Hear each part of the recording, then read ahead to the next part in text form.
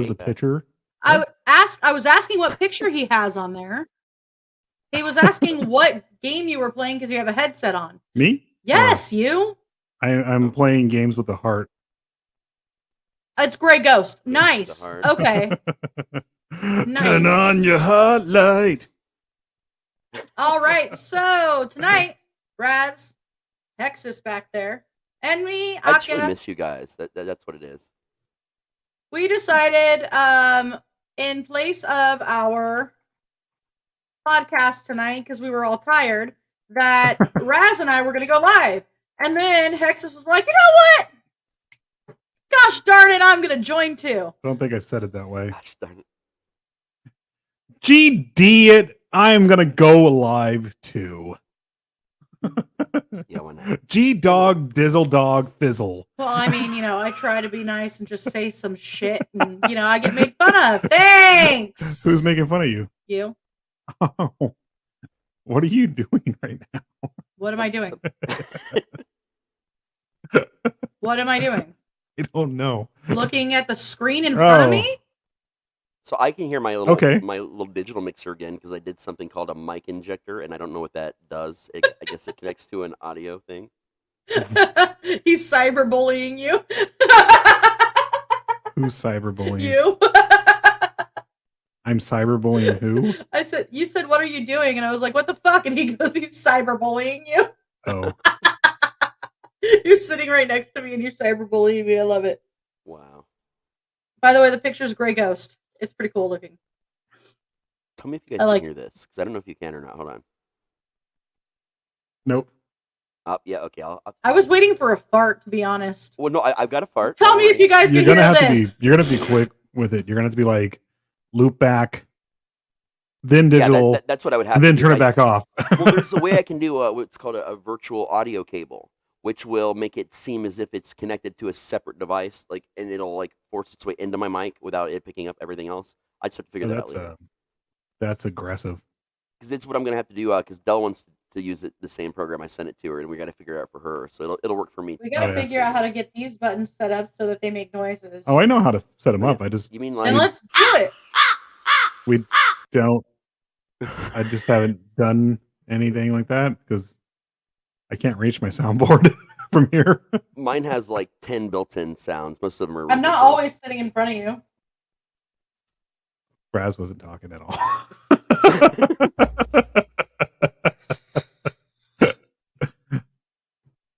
Okay, cool. What do you guys want to talk about? Huh? I said, cool. What do you guys want to talk about then? I was told to turn my mic up a little bit. Something we didn't get a chance to talk about. We've been we were going to do it for Ally, but I think it's by then we're going to forget about it. Is delivery stories, things, weird shit that we've done, getting deliveries or doing deliveries. Oh, we can do NC-17 stuff today. Yeah. It's fucked up random shit. Stories about delivery. Oh, hey! Yeah. I just looked and saw comments. Hello, comments. Mikey. Hello, Dell. I'm still learning the best place for Susan. Too, because I have this swinging arm. It's so weird. Other Susan. You have awoken me from my slumber. Wait, so are we gonna do You Can't Sit With Us Now? Susan's awake. 100 years. Hey, Jenny. I mean, you're just gonna turn it up a bit. Yeah, let's talk about peepees. I just had to get closer to the mic. I think I'm still worrying about the placement of things. Yeah, you gotta the good mics you gotta put in front of your face. That's why. Over here, Gray Ghost has. We could talk about aliens and how they steal humans every day for sex. They steal semen. And the stuffing lines. Wait, as I say this, my hair needs to start getting bigger. Yeah, start climbing its way up. Susan, did you get your soundboard yet? Or has it come in yet? We're all got our soundboards now. I had to almost fight Amazon because I had them sent to a locker. It's I can walk into the parking lot to the speedway where the lockers are, and they're like, "Oh yeah, we tried to deliver, but the lockers are full." Then why the fuck did you let me deliver? Order them to the locker if it was full. That's weird. I got it all finally. A day Mikey said he's loopy from his meds right now. I was like, me too, man. Always loopy. Oh my God, same Susan. The notification woke me up. That's the only if you don't have a trunk monkey alien Dude, Have you not seen the Trunk Monkey? I want a trunk monkey. It's okay. So one of the Chevrolet it started off as a joke with a Chevy commercial. Andre the Nephilim. Andre the Nephilim. It started off as like a joke, like Jokey! whatever. But the Chevy dealership in Arizona somewhere like that, they actually turned it into a real commercial series of the Trunk Monkey would come out. Instead of having a security system on your car, you had the Trunk Monkey, and the Trunk Monkey would come out with a freaking like lead pipe or something like that, while like the guy's like hot wiring the car, and all of a sudden just crack him over the head. And then the Trunk Monkey would take and drive the car to the bridge and then dump the body off the bridge and bring the car back like nothing happened. Wasabi. We had this thing in Anaheim for the Angels. It was the rally monkey, and they would really bring a monkey out. By the way, what's the full name of the Angels now? What is it? The Los Angeles Angels of Anaheim. They're in Anaheim. Which, by the way, is in Orange County. But because the freeway goes between LA and there, and then LA still wants to have They're the ownership. Los Angeles Angels of Anaheim. So the Los Angeles Angels of Anaheim used to have this thing called the rally monkey, and they would bring a monkey out, and it would get everybody all like, woo! And then eat someone's face. Yeah, I don't know why they stopped the rally monkey. Wow. That ate someone's face. I'm making stuff up. I'm pretty sure that happened, though. It's a Nope joke, I'm pretty sure. I saw Nope recently. So you're thinking about that. What the hell just happened? Is that me? Yes. Sure. No, it's Raz. Raz sounds like he's in a fishbowl. I do. Hold on. Wait, now you're fine. Happen all of a sudden? Okay. It was probably just the internet went wonky for a second. It was all. Oh yeah, that's probably what it was. The internet's a lot better at this place, but still, once in a while, it'll dip a little bit. Yeah, too much. Trunk Monkey is awesome, Mikey. I don't know, like you may, Del, because the one I've got is literally only this big. It's like just it's a little square. Our soundboard's not that big. No room. The beauty about these soundboards now, they're compacting them so much and like so small. Like I eventually I will get a Rodecaster, but they're expensive, and that's what they are. Yeah, I was looking at that. Oh, they are so sexy though. Susan, isn't that kind of like cheap bragging to call yourselves Los Angeles, but you're not in LA, dude? No, they're from Anaheim. They're from fucking Orange County.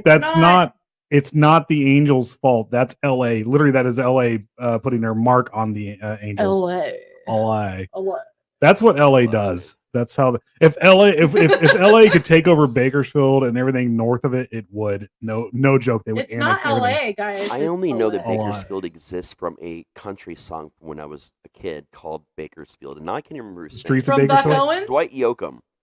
Oh, well, that's Dwight Yoakam. Yeah, he was very Bakersfield. Something he played Bakersfield. There's also a song by Social Distortion called Bakersfield.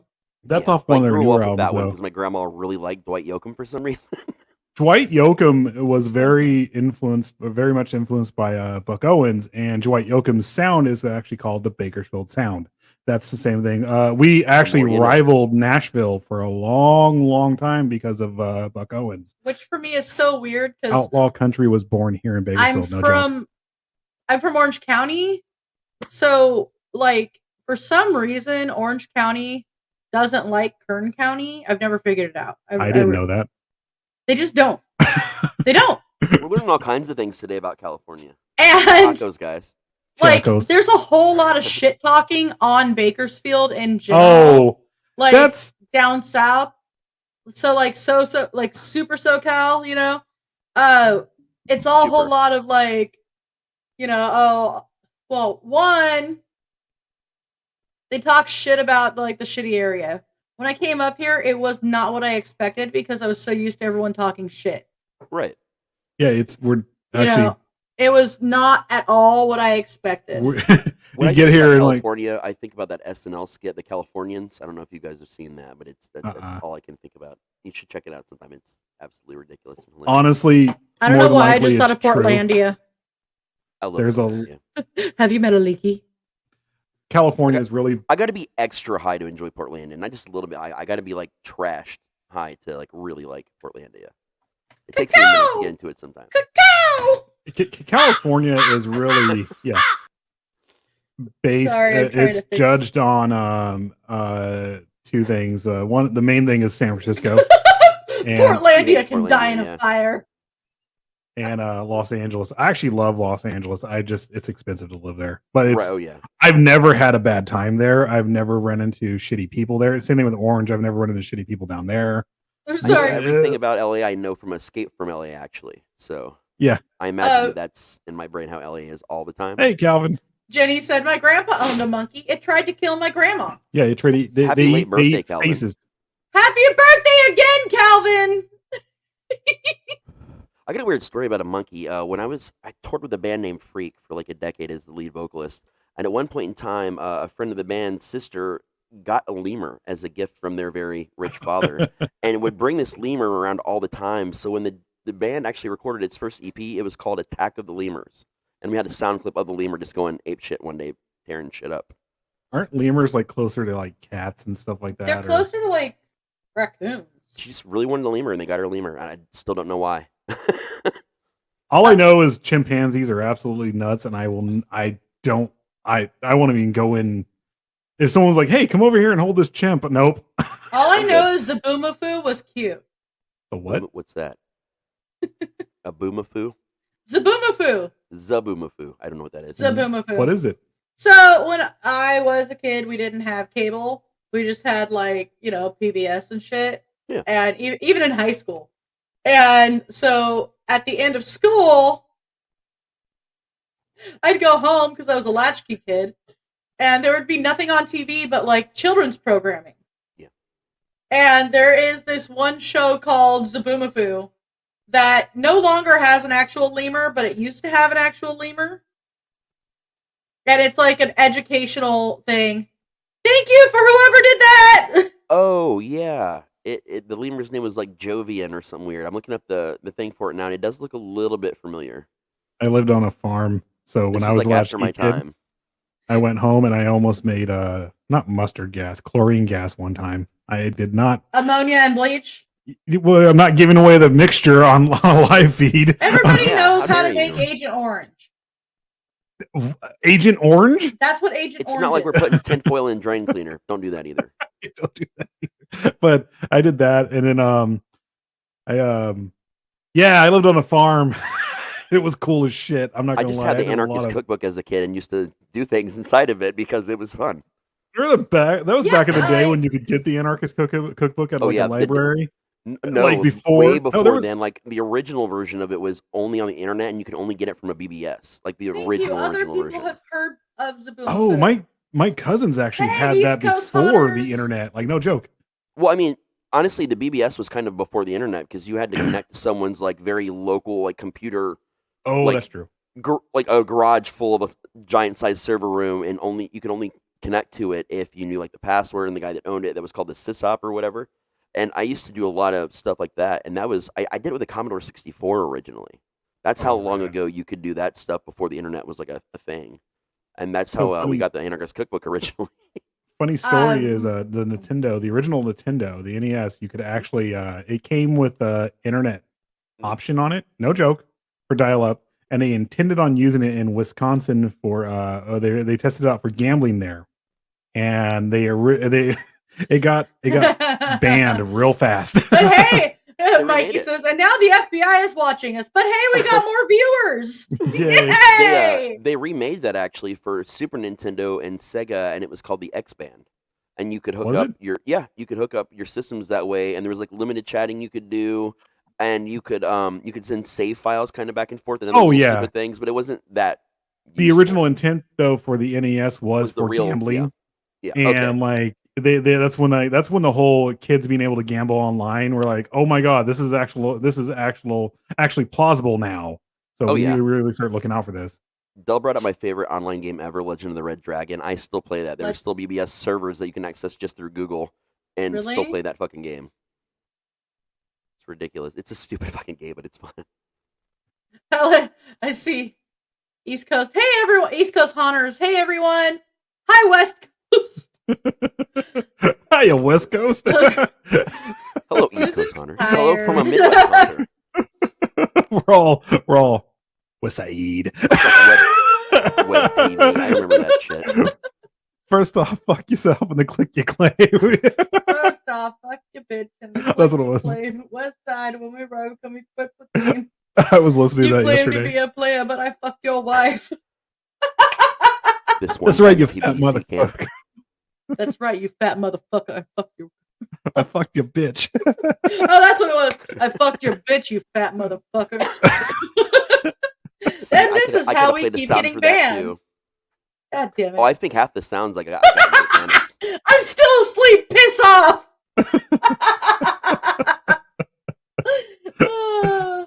I was too poor to afford the internet. Okay. Oh, we didn't Uh-huh. have. Oh, back in the internet, day, per I was like- se. I was like, "How are you on here, Mikey?" Where are you coming from? See, I was lucky because, No, like, he is when in we the moved when I internet. was like 9, the guy that ran the local BBS was literally there was a field behind our house, a road, and then his garage where his whole server was. So I didn't really have to have the internet. Hey, I just had to connect to a phone line and just connect to his garage, and I was good. Mikey You getting gotta all ghetto cable. on us right now. Hey, puro Southside Texas, este. Ay, los míos. Oh, now he's gonna start saying it like an Ay. abuelita. Like Ay. now Frank will just do it as if he is somebody's grandma. Ay, mijo. Ay. Wait a second. What are we doing? Do the higher pitch one. Wait a second. Ay, los míos. Wow. Oh. This is Never why I mind. shouldn't have toys like this. Yeah. I did get a haircut. I shaved almost my entire head again. I'm doing the undercut thing again. It just looks really stupid right now because it's that length where you just can't do anything except for look like Guile from Street Fighter. That's my only You option. gotta. I'll show gotta- you guys. I mean, it looks Guile. terrible. It'll Guile from spike Street- and Can you look put like a straight little up, like bandana around it, and then you'll just look like but dumber than I do now. Rio. And you'll look like Tanner Rio from Like we did Street it, and Fighter. my hair was wet, and I just like did this thing, and it just went. I was like, oh, that's Guile.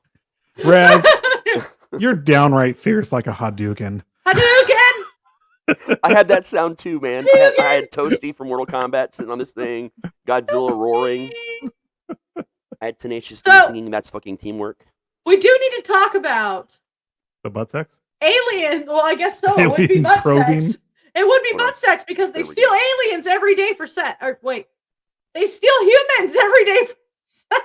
Did you know It's alien sex the best trafficking. memes came out of the Area 51 thing where they were going to take it over? Oh my god! Like the whole like me running into Area 51 to clap alien cheeks and stuff like that. I could never. I mean, I've never seen better memes than that.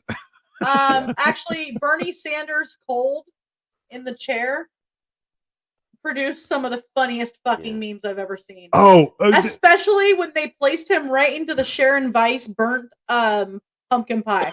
you gotta go.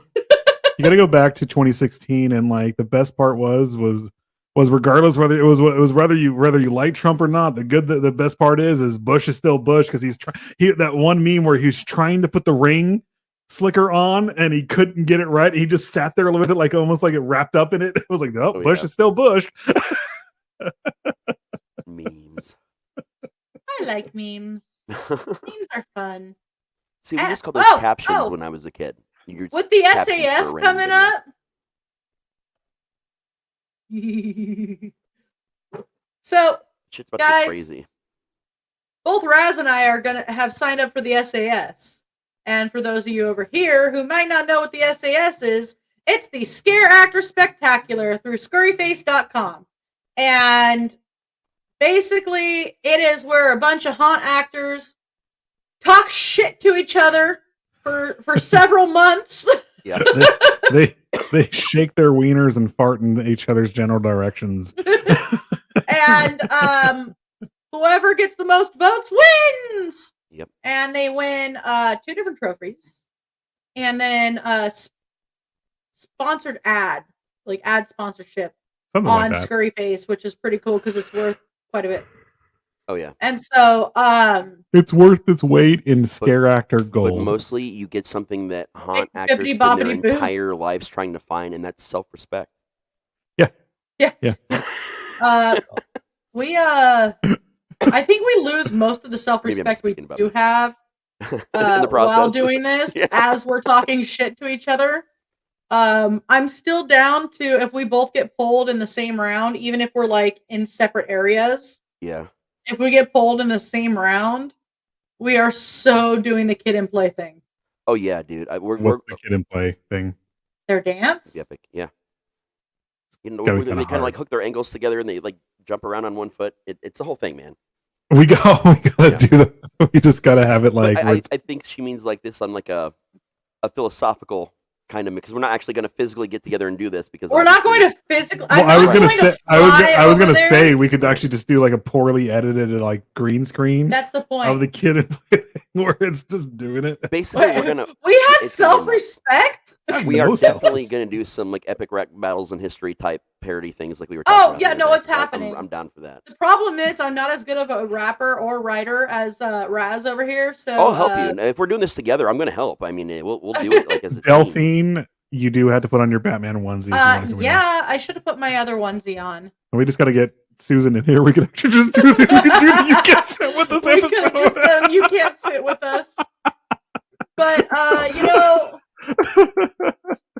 this wasn't really a plan. We didn't plan things out right now. Yeah. I was lonely. That's how this started today. And he was like, I was feeling lonely. I don't want to not do this. Yeah, and I was like, well, shit, I guess I'm going to go live. Yeah. Thank you for that. The best. The best. Rory. There you go. I'm Rory. So Rory and Rory. What's up, Del? I just woke up. I love. Oh, wait, hold on. She's here. Y'all grab that mic. I had the choice of like 5 cheap boards, and I bought this one specifically because it had the crow sound. Ha ha. Del, there's a joke we had about that mic. It's the dildo mic. Now it's the Deldo mic. Okay, you want to know what's funny about that? I have my pop filter, and it keeps drooping. Like I've been putting it on, and it's like, and it lays on it. So I gotta like figure out. Mine is metal, and it like unscrews and fits in and screws in the back of it, so it won't flop. You already got the invite too. Just kidding.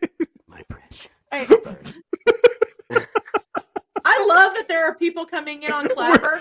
Thank you guys so much, especially because you can't see the shit show going on. We plan to do this. We're gonna do it Sunday. We're gonna go live Sunday. Okay. Yeah.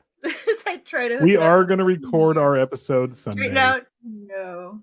Oh, as soon as we figure out this board, Del, I've got squirrel sounds too. It just got going squirrel. Oh, I want. It's good. No, we need it to say Tusk. Well, I can do recordings of anything any of us say and feed it through that board. We'll just do it later. Why do I sound like a chipmunk? Suck a dick or fuck it. Gray squirrel, shake your fishy tail. Gray squirrel, shake your fishy tail. Crinkle up, hey. Chipmunks. Alvin, Simon, Theodore. Coconut between your toes. Susan says we were all just exhausted. We were. Yeah. We were very exhausted. I was completely asleep, and I got this thing, and it was like, wake up! You got a show to do. I got a show to do. I was sitting there for a second, and I was like, I forgot what that was. Tired, and then like Susan was like, I'm tired. I want to go take a nap, and I was like, well, we can just do this Friday. And then Raz woke us all up. Well, I messaged Raz because I was like, yeah, I'll message Raz and see what we got to do here. And then Raz was like, I don't know if we could do that. And I was like, well, shit. Like any other weekend, it would have been cool, but Friday and Saturday is the what is it? A season 2 dismember at the haunt. Is the squirrel episode? You know, I'm getting my puppet tomorrow, guys. Hi, Tia. We could. Dark Star 69. Hi. I have an idea for an episode for something. Okay, we need to put the squirrel stuff on the sound effect on for all of us when we all have our soundboards. When Delphine gets hers or the digital one, and then we need to talk about how the squirrels are taking over Venezuela. And then Venezuela. Actually, we'll see how long my we can ex-wife go. was Venezuelan Cuban, so I know like way too much about both of those countries. We'll see how long we can go without cracking up. I mean, just shots and everything like that. Okay. Gotta wait till I get some bourbon. Yeah, I haven't been drinking in quite some time. I'll have to get some alcohol. For that. I haven't drank in a few. I'll weeks. get some giggly juice. I I don't smoke a give a lot. shit. I have some Good wine smoking. over there. If I didn't take my Klonopin, I would have just started drinking it already. That might get interesting if I do both. The thing is, I can do a lot of weird sounds and voices without this thing. I just now realized I don't know why I haven't done that before. I It could, but it enhances might it. hurt your ears. It enhances it so much because I can do the same. Yeah. But it makes it a lot cooler. My character that came out this year that I should have done a completely different face other than my Wendigo ended up sounding more like Baby Moon Zombie, Cherry Moon Zombie, because I was doing the laugh. Hey. No, not that. Hey, you know like at the hunt? Oh, hey. Why you do like at the hunt? Wow. You come on in the hunt, you know like at the hunt. That way. You go I down get that the way. pasta. Hey, it's no intestines, it's a pasta. You know like at the pasta. Get with the pasta. Oh, You yeah. want a marinara. I used to do like a lot more voice acting back in the day, like like indie cartoon, just a lot of weird shit. And I remember this one. It was the first time I got to do like a traditional old school radio show with the sound effects and the people doing like the whole cast. And I got the job by doing Zap Brannigan because the guy that ran it was like a big fan of Futurama. Oh yeah. I'm Hi, trying the to living find the quote I used to use. Sasquatch. Hi, Omega, with a bunch of numbers. Sorry.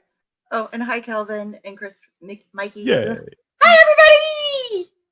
I was Sorry. actually surprised what was it, the meeting we were having that was actually able to practically be spot on. If you guys ever listen to Old Gods and how spot on I was with mimicking Steve Shell's voice and like all the female characters he does, because he does a lot of the female characters on the show. It's really cool. Oh, yeah. But it was like I was like this is the way it came out. I was like, and you're gonna have to experience Moonblade. And I was like, oh my god! And even Natalie and you were like, well, wow. I think is it just us who listens to Old Gods? I think there's a lot of people on our chat. No, I listen to Old Gods, and I know Calvin does. I've heard season 1, all of season 1. I just got so upset by some of the last parts where they just like couldn't take the politics out of it. Well, I think I understand putting some politics into things, like it's unavoidable, but when you start pushing your own narrative that doesn't even seem to fit the time frame that you're talking about, then it gives me a bit of an issue. Raz made a good point too. What were we talking about? Susan said, "Oh my God, spot on." It's almost like they're writing for the sake of writing now. Yeah, and I mean, and I'm not going to take away from them. Steve Shell and Cam Collins they're great writers. Oh they yeah, do it really well, but it feels, a lot of it feels rushed now. Yeah. Aside from the politics and everything like that, which I do have a big issue with. Yes, too. just getting too political with them. Exactly. Some of the politicalness of it isn't really meant so much to be political as much as it's for. Hold on. I explained it once before really well, and now I'm like words. It's almost like they're talking. It's almost like they're making stuff for their base. It's a weird version of parodying something, is what it is. There's a term for it. Well, but I just can't remember the term right now because of words. There's aspects of it that I would love to see them develop a little bit more. As far as like I love the Black Mouth Dog series. I really did. And I love when they were doing the whole series that was replacing all the bits of Hornet Head's antlers. If you're listening to any of the new stuff, they actually still have not officially. What they're hinting at is a Moonbone or Moon Blade or Moonblade. What's her face's knife is the final piece to Hornet's head crown, and they're looking for her. I've taken a break from all podcasts lately. I'm in the Five Nights at Freddy's universe right now. I actually started listening to the books, and I'm almost done with the trilogy, the original trilogy. There was a lot more to those games than I had any idea about. To the point where I'm even like, holy fuck, that's some good writing in the original book trilogy. It's pretty good, actually. There's aspects of that game that make me like go, okay, so is the night Whatever are you you think in, it's are about you in from seeing the hell? games is not what it's about at all. No, it's just a pizza place. Well, yeah, and it's based off of a normal story life. that actually happened. Yeah, it happened in every single Chuck E. Cheese ever.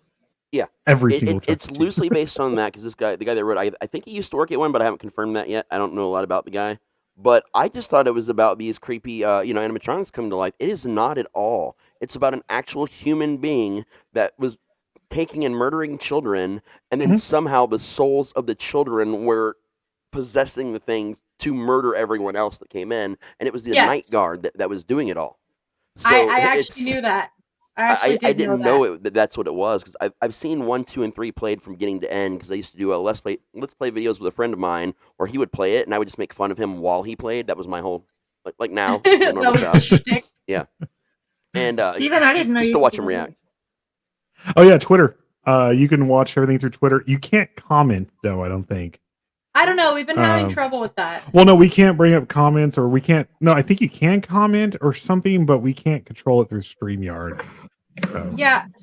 Okay. So Susan says it's got an uncanny valley feel when it comes to their storylines, and they push political views. It's off-putting. Yeah. Uncanny Valley does do it on purpose, though. Like that's like part of the whole setup of the show. It's meant to be that way. It's very stylistic, kind of like Welcome to Night Vale. Just not, it's more the political. Is that? Oh, I fixed my eyebrow. Would that be like the Uncanny Valley feel? I'm kind of lost with that term. Is that more like Uncanny Valley is a it's another show. Oh, okay, never mind. I thought that was like not the effect. There is the Uncanny Valley effect where it's like AI and stuff when it looks too close to human, but it's not quite human, and it just creeps you the hell out. Okay. Okay, yeah, we're gonna have to bring up the Twitter side too. Then we're gonna have to start like just watching it on Twitter. Yeah. I didn't know we did anything on Twitter. That's hilarious. Do you remember Showbiz Pizza? The animatronics I loved were super Showbiz creepy. Pizza. Here's why I know everything about it because my boy Matt works there. Actually, you walk out of our hotel and it's like literally a 2-3 minute walk to his job. It's great. But it's all digital now. All the robots are going on. It's just digital screens. It's completely different. You can pay by the hour to play instead of just buying tokens if you want to. But I was telling him everything that I remembered from when I was a kid, from when it was Showbiz before it went to Chuck E. Cheese. No, it's a podcast too. I thought you were talking about the podcast. My bad. Okay, so maybe the podcast was created because of the term. Because the big issue too, along with the term, aside from the politics with Old Gods, I have is it jumps like this season. The last it jumped from like 1937 to 1941 for the episode that came out like a week ago or 2 weeks ago, and I was like, that's because I was like, I get why Rick and Morty makes fun of anthologies now. It's just all over the place. It really is. With the exception of Malevolent. Malevolent is one of those. I was about to bring up Malevolent right now. Spot on. I fucking love Malevolent. I got him started on it. I'm already, and he's way further than me already. Well, but it's because I don't have Bluetooth in my car, so I can't really sit there and listen to it. And I try to listen to it while I dog walk, but it depends on if I'm in a quiet neighborhood or not. So if you guys. What Malevolent is, it's an H.P. Lovecraft horror anthology, but it's Lovecraftian. No, it's straight up H.P. Lovecraft. It's That's the same thing. Well, no, I mean, okay, yeah, I mean, I thought you were meaning like, it's Lovecraftian. I made a mistake. I thought you were meaning like it's Lovecraftian-esque, but it is Lovecraftian. It's straight up everything, and it's the way they do things. They based it after the Lovecraft role-playing game. So if you pay for the Patreon, Call of Cthulhu, you can go in. Do I have it? Call of Cthulhu is the name of the. Yes, there you go. There you go. They literally, and of course I don't have it here on the table right now. You can hear the dice click. Like in their earlier episodes, you can. The later episodes, they kind of took that out, which is kind of love that. I like that. I loved it too, but they took it out. But what they do, you basically when you pay for the Patreon, you go through and you can vote on which way things turn and stuff like that and everything. So I'm so happy right now with what I just found on my desk.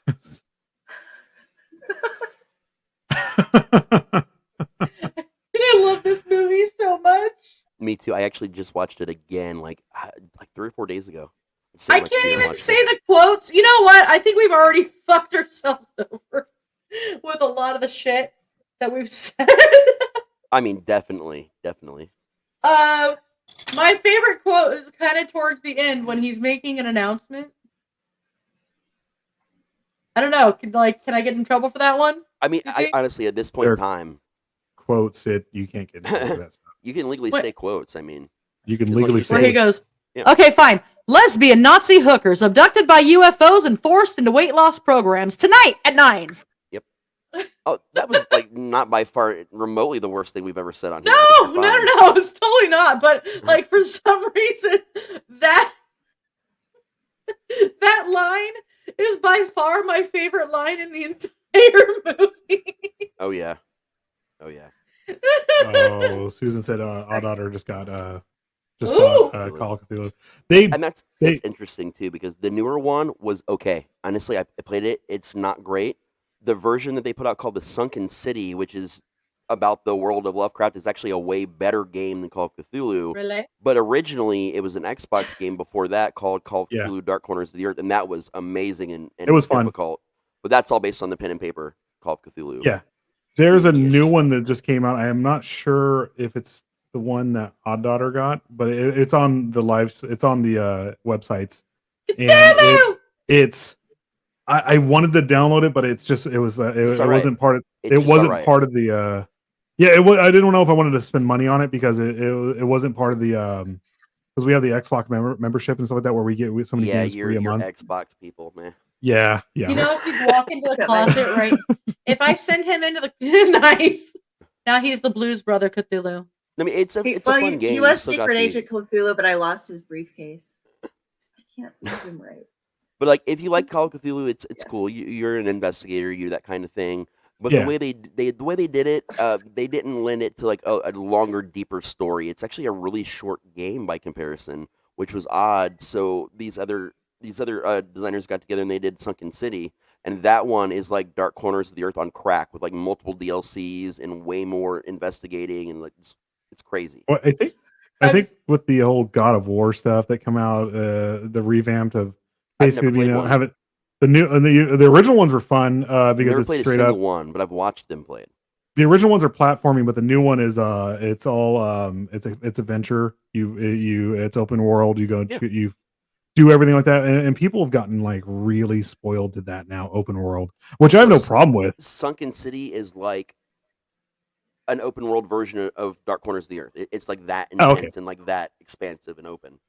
I'm sorry, I have to comment on Susan's comment. Too bad we can't play the asshole song. Do you remember Tom? I get compared. Does anyone remember Tom Likas, or was that just a California thing? Tom the Tom Likas show in the morning. I think that was more of Orange County, LA thing, because that wasn't even up here. I mean, I know who he is because I was in radio for a long time, and we learned about him originally actually in broadcasting school, right alongside Howard Stern and like a bunch of other fucking people we learned about. But I know who he is. His intro song, he played the part of the song "Asshole" that just spelled out asshole. So like his intro, as my mom was dropping me off to school every morning, I would hear ASSHOLE. Everybody, ASSHO. I remember my mom going, so I guess they can spell it on the radio. Here's the part of that song that gets me the most. It's the most offensive part of the whole song. It's I park my car in handicapped spaces. I like handicapped people make handicapped faces. Like that's the most. Sometimes I park in handicapped spaces. One of the best. Handicapped. An old friend of mine used to call me the Dennis Leary of Mountain Dew because I would always listen to the No Cure for Cancer album, and he would always talk about coffee and how he only liked coffee flavored coffee. And I've got these friends that are always trying to me to get like the flavors of Mountain Dew. I've hated every single one of them, and I will only drink Mountain Dew flavored Mountain Dew. So my friends started calling me the Dennis Leary of Mountain Dew. And now Matt even tries every time you're going to love this one, and I'll take a sip. I'm like, no, fuck you. The crazy thing is I can't have Mountain Dew unless, I like Mountain Dew. I know I make jokes about it, but I can't have Mountain Dew unless I'm having like it has to be pepperoni pizza with it. I don't know. There's something about it That it's extra delicious for some reason. Yeah, it changes the flavor of Mountain Dew. It makes it even a million times better. And it has to be Mountain Dew in the cans, and they have to be frosty. Like they can't. That's the only way I can drink them. My brain. It's weird. There's a reason why I drink Mountain Dew. I didn't used to like Mountain Dew. I was always like a Coke, Coke RC, like colas. But I've actually had dentures since I was 17 years old because I have a bone disease, and all the calcium in my teeth got sucked into my jaw. The whole thing happened. So when I started wearing dentures and everything, I noticed that all the dark colas, man, you don't know what your teeth look like until you remove them out of your mouth and look at them like after you've drank that. And it's not just the coloring; it leaves this stuff behind. I can't even describe what it is. Mountain Dew doesn't do that. It's maybe a little bit of sugar at best, but it leaves like nothing at all behind. And that's why I started drinking that. But Surge is gross. Slurm. I thought you said Surge. I was like, Surge is gross. I did say Surge. I said Slurm. You know what happens to Surge in a can if you leave it outside in the hot sun all day? Huh. If you open the can and turn it upside down, it turns into an ooze that just oozes slowly out of the can. I liked Surge for a week until that we saw that happen, and I never. It's like the stuff.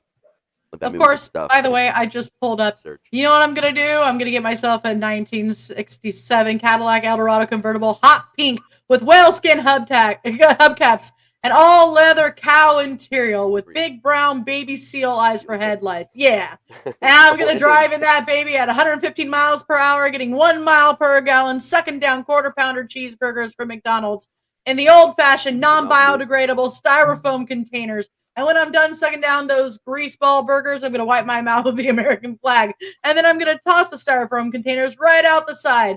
And there ain't a goddamn thing anyone can do about it. You know why? Because we've got the bomb. That's why. 2 words. Nuclear fucking weapons, okay? Russia, Germany, Romania, they can all have the democracy they want. They can have a big democracy cakewalk right through the middle of Tiananmen Square, and it won't make a lick of difference because we've got the bomb, okay? John Wayne's not dead. He's frozen. And as soon as we find a cure for cancer, we're going to thaw out the Duke. And he's going to be pretty pissed off. You know why? Have you ever taken a cold shower? We'll multiply that by 15 million times. That's how pissed off the Duke's going to be. I'm going to get the Duke, John Cassavetes, and Lee Marvin, and Sam Peckinpah, and a case of whiskey, and drive down to Texas. Hey, you know what? You really are an asshole. And when you're not doing that, you're going to be punching sharks.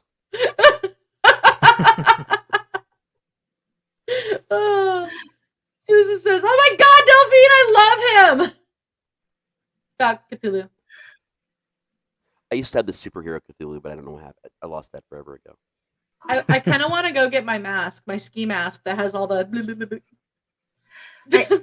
We were talking back a bit ago about the Call of Cthulhu RPG, and the tabletop version. The first time I played that was the only time I played that because we spent 2 hours rolling up characters, getting everything ready, setting our setting, getting all the stuff going, and everybody was insane or dead within 10 minutes. It only takes a minute. Yeah, but you're just like, too, though, because there's different styles. There's the pulp style campaign, which is where you make it to where it's a little bit more difficult to completely lose your character in the first session. So you can actually have. It was his first run through too, so he was just kind of doing. You can get some of the asshole DMs too, who are like, no, you're insane. Expansion, and you'd have to take a cab to a lot of places in the game. Like, well, there's this creature that basically does the ceremony and can look like anything it wants, and for some reason he always wanted to be a taxi cab driver, so I always did a percentile roll, and if I got 10% or less, they would get that cab driver. And that cab driver would just drive around town, like hit people, hit shit, like literally drive off a dock into the water and just get out and leave. So they never knew every time they had to hail a cab if it would be that guy or not. They called him Car Seat for some reason. I still don't know why. Susan says, me and Piper are coming up with a cartoon called Call of Cthulhu and the Nomonomicon. I want to get the Nomonomicon. I want the Nomonomicon. The Necronomicon, or the Necronomicon. That's what it is. Yeah. When you do that cartoon, let me know. I want to do the voice of the book because that just sounds fun. Okay, if you I don't know what a voice sounds like for a book, but I'll figure it out. I'm sending you guys a link. You have got to check out Old Man Henderson. You're the first person I've ever met in my life whose name is Riker. Other than, That's a fucking cool name. Star Trek. Commander Riker. Well, that is the first name of the main character in my Sounds as Crimson series. It's a guy. It's Ryker, but like I thought it was such an interesting name, and I'd never actually met anyone with a name. That's awesome. Oh, thank you. I forgot you've never seen my human. Here we go. Human? There's no humans here. I am a meat popsicle. See, what happens is this is when we take the time to put on the makeup in our human suits. The rest of the time is just normal. That's new. I want a nibble nomicon. Nibble gobblecon. If you haven't seen Old Man Henderson or read about Old Man Henderson, and link, you are at yeah, all right into the Cthulhu thing, I sent it to you in the private chat, the link to the 4chan wiki, or the 1D 4chan wiki. It is the best story ever. This guy like made a 500 or something page backstory so that he could do anything he wanted to in Call of Cthulhu and just drive everybody up the wall. And it is so worth the read. It is the best thing in my life, for one of them. You know, Nice. It If you see me lean off screen, by the way, it's because I'm hitting a bowl. I just don't want to do it in front of everybody. Can I And then I have when to I leave, was- and come can back I from get behind. Edmund Kemper to read that for me? Mother. I love Dan Cummings. Hey, making- that's still a very awesome name. Yeah. That's rad. Oh yeah. Oi. Raz will be Kafufu. I can do it. I'll figure out what that voice sounds like. And a I'm lot of people still don't know trying to this, but I figure actually out- voiced a I'll be right penguin back. I'm for gonna a get some talking water. Hallmark card like over a decade ago. I'm still trying to figure out little Bundy Foo Foo walking through the forest. Oh, I am in the middle of Enough. doing an intro song for us that is basically the opening Picking song of up Rocky the Horror with all the lyrics changed College out. girls and popping them on the head. Yeah, we will have a PBC Rocky Horror intro soon. Oh, hell yeah. I'll be Just rewriting the rest of the Frankenfurter lyrics. again, which means I'll just look like a slut. I'm just rewriting the original opening song to be lyrics It's about just a just bump all to the the shit left. that we do. And then a step to the right. You know, and Hexus Hands was there up. in silver underwear. You know. Can he be Rocky? Caw, caw, caw, caw. Can he be Rocky? Can he be Rocky? Because Sure. last time I made him Eddie.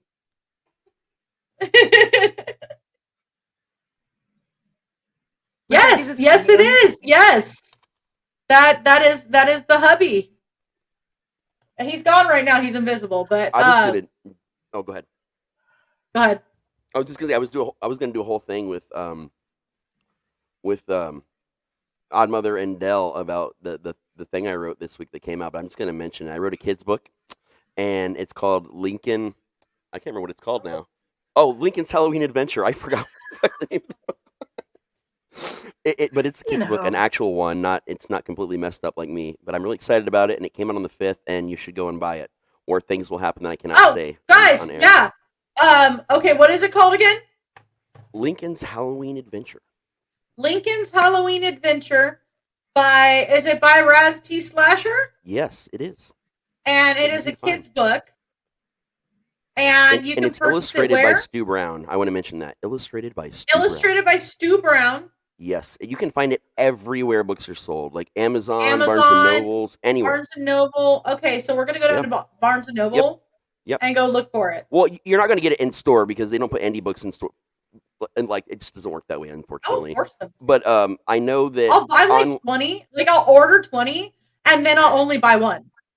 there you So go. that means that they have to put it on the shelf. That would be hilarious. But you can only get the physical copy right now at Barnes and Noble online, but they're working on getting that on Amazon also for physical books. But you can get the if you like ebooks for children's books, and that some people do, you can get those. That you can get anywhere online, ever. We are It's waiting soon at for it to be libraries. sent. Yes. Get Yeah, it signed got from a- Raz. I got a whole box of 15 books that should be here any day now. So I'm giving out some for Christmas gifts to families, because that's why I wrote the damn thing. First off, my oldest niece Lily had a baby named Lincoln, and that was the first day that I wrote. The first part of that book was the day he was born, and it's actually written for him. So it's something he can grow up with, but it's based I on a love little it. kid named Chase from The Haunt who loves Halloween. He loves The Haunt, but he's terrified of the dark and like fake bugs and like just all the props. He's terrified of everything, but he loves it. And that's like the premise of the book. Is this kid's he's really afraid. He likes Halloween, and he realizes that he wants to decorate the house. It's his life's goal, but he's so afraid. So he goes around his house and makes friends with the monsters under his bed, the ghost in the attic, and the snake in the basement. So he can become friends with them and not be afraid anymore. And then together they do the decorating. Riker said, "Is that handsome thing behind you your hubby?" I said, "Yes." Oh, She said, "He's handsome. Reminds me of my hubby." yay! Riker would like to know if I have any pets. Oh boy, do we have pets. We have an English Mastiff that's fat, named Freya. We have a boxer named Balder he's an asshole. We have a cat named Mephistopheles. He's also an asshole. He lived up to his name. We have another polydactyl cat named Belladonna, and she's sweet and poisoned, so I figured it worked. We have a bunch of cats outside. We have this dog named Patty who's like 20 and she just won't die. And not saying that we My want mom's her to. name. Oh, I didn't name her. That was just hilarious. Don't mention pets and Raz's mom in the same. Yeah. Yeah, do you guys remember that? I think I told you guys about that. Every time my mom was around one of our pets, they would just die. Oh God! Oh yes, yes. The hamsters. The hamsters in the air conditioning. Oh my God! No. It was the hamsters getting let loose out of the cage, and it was the hedgehogs in the air conditioning, and the birds she took outside to get fresh air, and the lizards she took on a walk with a leash, and couldn't figure out why they didn't stay on the leash. Yeah. It's a long list of poor animals. Because I didn't get to name Patty, I call her Patty LaBelle because she is glorious, but her other name is Madame Leota because she doesn't die. Although she sings us the song of her people at night, which is like in the middle of the night, all of a sudden you just hear and you're like, "Are you okay?" And she's all wagging her tail. And you're like, "Okay, good night." I started a trend a while ago where I started adopting different cats at different periods of time and naming them after horror writers. So it started with Stoker. And this was a cat that was like saved by multiple different people like 5 or 6 times. So none of us even knew how old he was. It just passed from person to person for a while. Sorry. And I had him for like the last chunk of his life. And he just happened to already be named Stoker. And then when he passed, I had gotten a cat, rescued it. It was a little older than we thought, named Poe. When Poe passed, I'd already had Crowley. And then when Poe lost Crowley, Crowley was depressed. So then we bought what we thought was Mary Shelley, who turned out to be HPL. And we found that out on Red Rocket Day. On Red Rocket Day. That's what we call it. The day it popped out and you realized, oh, that's a boy. It's not a girl. So 2 things. Our 200-pound Mastiff sleeps with us and injures us in our sleep. Our cats sleep on top of us, like on us. If my wife's on her side, HPL will crawl up and lay on her side. It doesn't lays on my daughter's head sometimes when she's on the pillow. Just lays. Meffy tries to smother me in my sleep when we do let him sleep. I think that's what HPL is trying to do. HPL gets pissed off at Brooklyn during the day, so when she goes to sleep, it just tries to smother her to death. But he's not smart, so he doesn't know how to do it right. Meffy drools. And he like gets in your face and he's like and he's like drooling and you're like, "Oh, that's your love sound." It's cool. He fat breathes so it's funny. He fat breathes so much. Oh yeah, he gets happy from across the room and he like and you're like, "Are you okay?" And he's like and you're like, is that a purr? Like, what is going on? I knew a Rottweiler that purred because the only animals it had raised near it were cats, and it had its own pet kitten, and it would come up to you and like rub up against you and growl, but it was trying to purr, and it scared the shit out of everybody because this thing was like 125, 150 pound Rottweiler that was like, rubbing up against you. But it was so cute. And then it would try to play with any cat that it saw and bouncing over towards cats. they, of course, like run. But it was adorable. Riker says, my pit bull sleeps between us, which means hubby can't cuddle me. And the little dog sleeps by our heads and the cat's by our feet. Yeah, the Mastiff cock blocks. She's just a giant fucking cock block. Oh yeah. She gets creepy. And yeah, she gets really. I saw She does Jackal this. creep in. She does it. Oh, I'm stuck. I'm stuck. Stop. I'm stuck. Okay. She does this thing. She'll get in bed and then she'll be like, You have really pretty eyes. oh, thank you. Thank you. I I appreciate it. Ooh, I that used makes to let sense. the cat sleep with me, and now I don't have Yeti anymore. He died. But I spend a lot of time over at my mother's house, and there used to be somebody here for them, but I couldn't let either of them, and now I can't let Hinata in my room because their way of getting revenge on me for not being home was to go to the bathroom right inside the door of the bedroom. So Yep. they were marking it. So she's stuck sleeping out. She doesn't get a cuddle with me anymore and I miss it. I miss my kitty cuddles a lot, but it's not worth having her pee on everything that's on the floor and sometimes take a crap on it too. Yeah. Yeah. Yeah, she hits my lap most of the time here. So We only have that one cat in our room, and that's Meth, and the rest of the cats are not allowed in there. They get like that, and it's like no. I am not dealing with cats. The ex, she had. She hoarded cats like, She would have cat some boxes girls and have everything. shoes. She had cat boxes in her room, everything like that. I was like, no more ever doing that.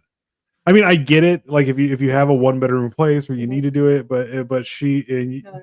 you got to keep them clean. You got to change them out. We She left. would not. We Oh my god! And I'm not knocking anybody who has cats in their rooms and stuff like that. No. So they broke up a while later. He and I got together, and she was asked to leave for months and months and months. She wouldn't leave.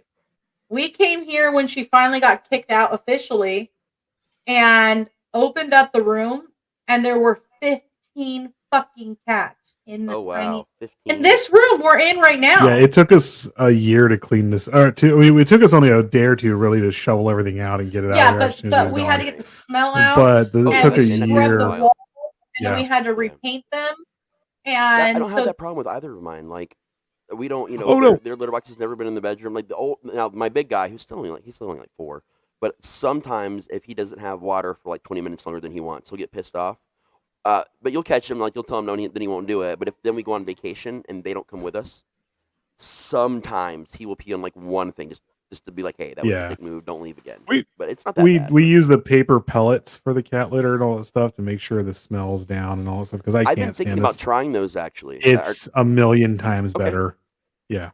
Okay. I had a great grandma who was that cat lady. She had, I think the count, what did my dad say? 90 something? It was like 96 cats. Oh, damn. How do you remember them? She knew every one of their names. But to be fair, she took them all to the vet. She made sure they were all up on their shots. They were spayed, They were spayed, neutered. They were well fed. They were well maintained. I don't understand it, but her apartment never smelled. Yeah, ever, I mean, if you can do except that, for the cigarette that's smoke. amazing. And Yeah. even then, Powers a lot of things. Trust me. Yeah, I think this is just the chain smoking. No. But Speaking that's of. the thing is, it didn't Anything smell cigarette. like cat or cigarette smoke. She was cleaning all day long. That's amazing. It's just a different. And like, I remember, again, only child, guys. So I'd go over there and I'd play hide and seek with the cats because I had no other one to play with. Like you'd always lose because there was 96 of them in one of you. I would always lose because I like went into the closet one time and I was like, ah! Don't tell those other 12 cats whose names I can't remember. Yeah. Have you seen the subreddit "Kids Are Fucking Stupid"? Yes. There's this great pic that was up, and it was my kid was trying to play hide and go seek at his grandparents' house, and he's standing behind the clear shower door, like nobody's gonna see me. I'm hiding. That's epic. Susan brought up she loves cats but detests cat boxes. You know, that's part of owning a cat. It's just so gross, and the cats look at you when you change the cat boxes as in yes, you're doing it. You shall dump teach them to use the bathroom, because some cats can actually use the toilet. They make a thing to insert onto your toilet, and the cats will just go eventually without it. I had a cat that, because we had like the automatic cleaner for a while. That's what I want to get, man. I have one of those. Good. I had a cat that would practically turn himself inside out, trying to make sure that he was the first smell in the litter box. So like it would clean it, and he'd go right back in to go pee. And then it would clean it, and he'd be like, "What the fuck?" and go right back in and go pee. Like he would spend hours in this room because every time he peed, it would get cleaned. And that cat's name was Hexus. You know how just sitting there pissing all over the wall. What are you doing? This is my room. This is my room. I own one of this those, room. And Yeti has the thing where Yeti did back when the rake would go back to its hold position. He would get in there and crawl up on the side and shit right on top of the rake, because he's the cat that when we had the regular litter box is like, I'm going to go and organize all the poop, and I'm putting it here. Hey, Nada, why did you shit there? It goes over here. Do you see the power that cats have over people? That more than likely cats created the cat box. Worship me. And only to keep us talking about the cat box and how bad it was. It's like a split thing here, because HPL, he's lazy, but like he's demanding, he's needy. But Crowley will crow you. Like I have days where if I'm left on my own for like more than a day or two, I mean, I get into projects, so like I won't always, go eat or go to the bathroom when I need to. Crowley makes me do it. Like he'll stop me, he'll jump up in front of me, or he'll come up and just tap my leg, and then he'll get me up and he'll take me to the microwave to let me know that I need to eat or I need to go to the bathroom because I haven't stood up in a while. Like he takes care of me more than I take care of him, because he's self-sufficient as fuck. You won't see him all day sometimes. I mean, we do now because we're in a, we're in a hotel room, so it's kind of hard not to see him. But like he's like that. He comes up to take care of the humans, and then he'll want some love for like maybe 5 minutes at some point through the day. But other than that, it's crazy. But he's also he's half feral cat and half actual wild cat, so he's not even like a house cat really at all. Our shitty kitty licks my hands while I'm playing video games to help me out, and it's weird and creepy. Do that. HPL wants to help you. He likes to come up and like try and hit buttons and pretend he's playing with you. He loves that. Huh. Or just get you killed, but because that's what he knows that's what's going to happen. He's just going to get you killed. I miss I had a big TV. I've never had like a flat screen though, and so, but I had one of those big old, huge, like it weighs 300-pound TVs. And on my PlayStation 2, I would play Dark Cloud 2, and they have the best fishing dynamic I've ever played in a game, because you like have to get different bait and you build up your fishing rod and how things work, and you like cast your rod and you check where you're at and you have your bobber. What game? You can also later on Dark Cloud 2. For current PlayStation Plus subscribers, it's one of the many free games you can actually play still. Is Dark Cloud 2. Oh, there's so many side games in it and side things you can do. It is amazing. You'll never get bored with it, man. Like big time. But you actually like fight the fish. You're like, it's pulling to the side, so you're letting your reel go, letting it slack up a little bit so you don't break the line and put it in. Yep. And Yeti loved to watch me fish, and he would help me fish and like be jumping on the screen and just batting and trying to catch that fish for me. There's a really fun one called My Time at Portia. That's it's like a light RPG, but it's all about like farming and building machines, and you can also fishing. And the fishing mechanic in that one, it's got the controller feedback and everything, and it's amazing.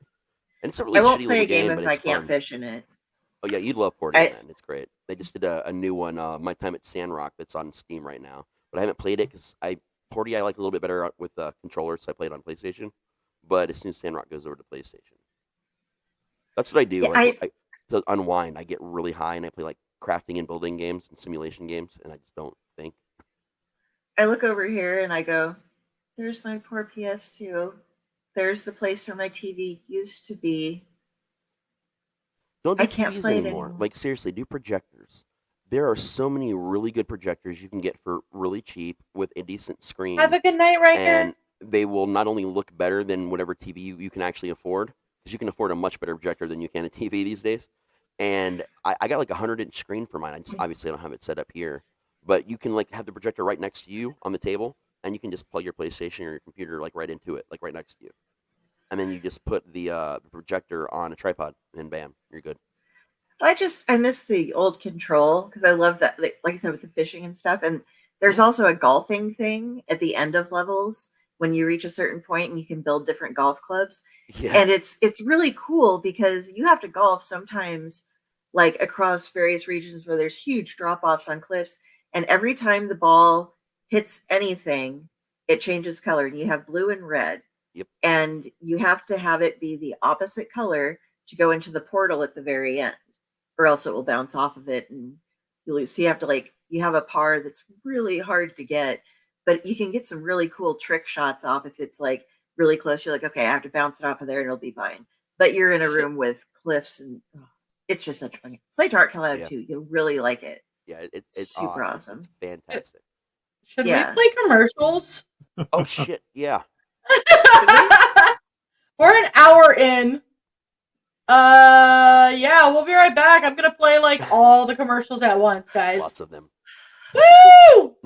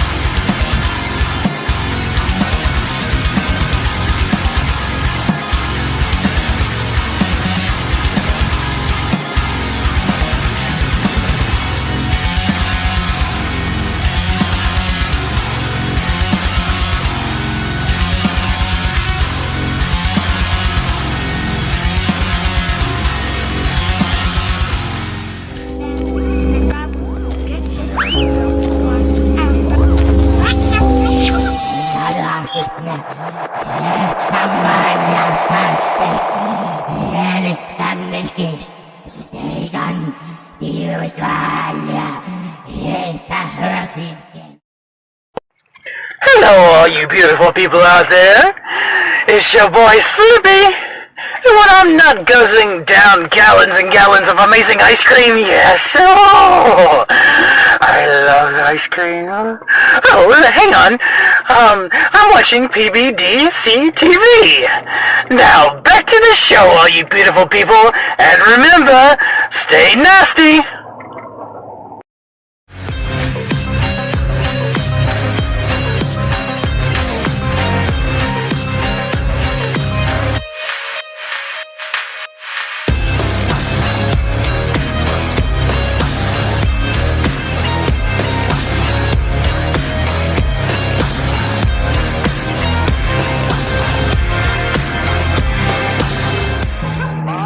You are found guilty of witchcraft.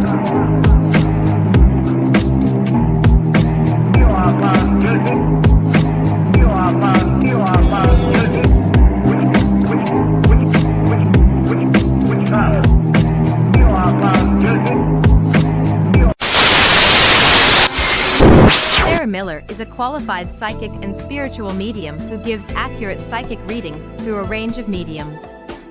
She is a professional consultant who uses her intuition to offer guidance to all of her clients, encouraging them to move in a positive direction and face the challenges that may lie ahead of them.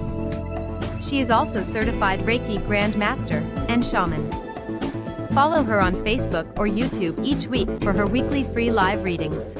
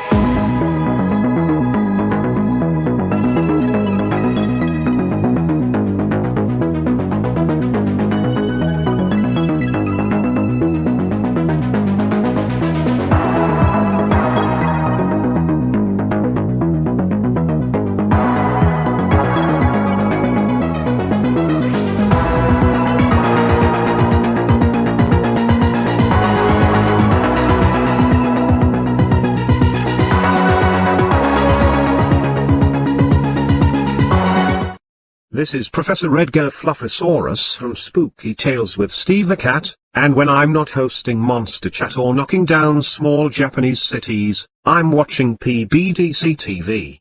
Now back to the show. All right.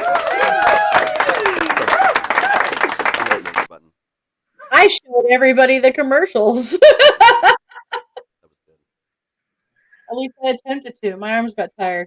I actually figured out how to get into the chat under my name. I forgot that I could do that, so I've been trying to do that lately. I forgot to turn everybody down. That's why I'm also saying hello in the text down there at the bottom. Do we have any edibles? Do we have any edibles? I don't know. I get past Raz! Hi! Razzles! Razzles! I've been putting a lot of effort into Razzles and Frankers. Or Frankers and Razzle it. I don't even remember the Ultimate Showdown lyrics I parodied anymore. I don't know either. I got to hear the story last I forgot. because I wasn't there for it. The other day. They were doing some kind of Christmas bundle at the dispensary, and it came with, like, I don't know, like, actual... 1 second, that fell.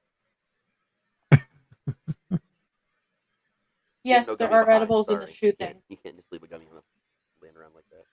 But it came with, like, actual the shoe thing. Flour, a vape, and edibles, like, for $50. I was like, whoa. And I never do gummies, like, so we'll see what happens. Well, this is about to get interesting. No, I was trying to get him to go grab them, and he's just staring at me like I have 5 heads. Apparently, I'm staring at her like she has 5 heads, but she only has 4. I'm absolutely the same super high as I am. So you'll never know.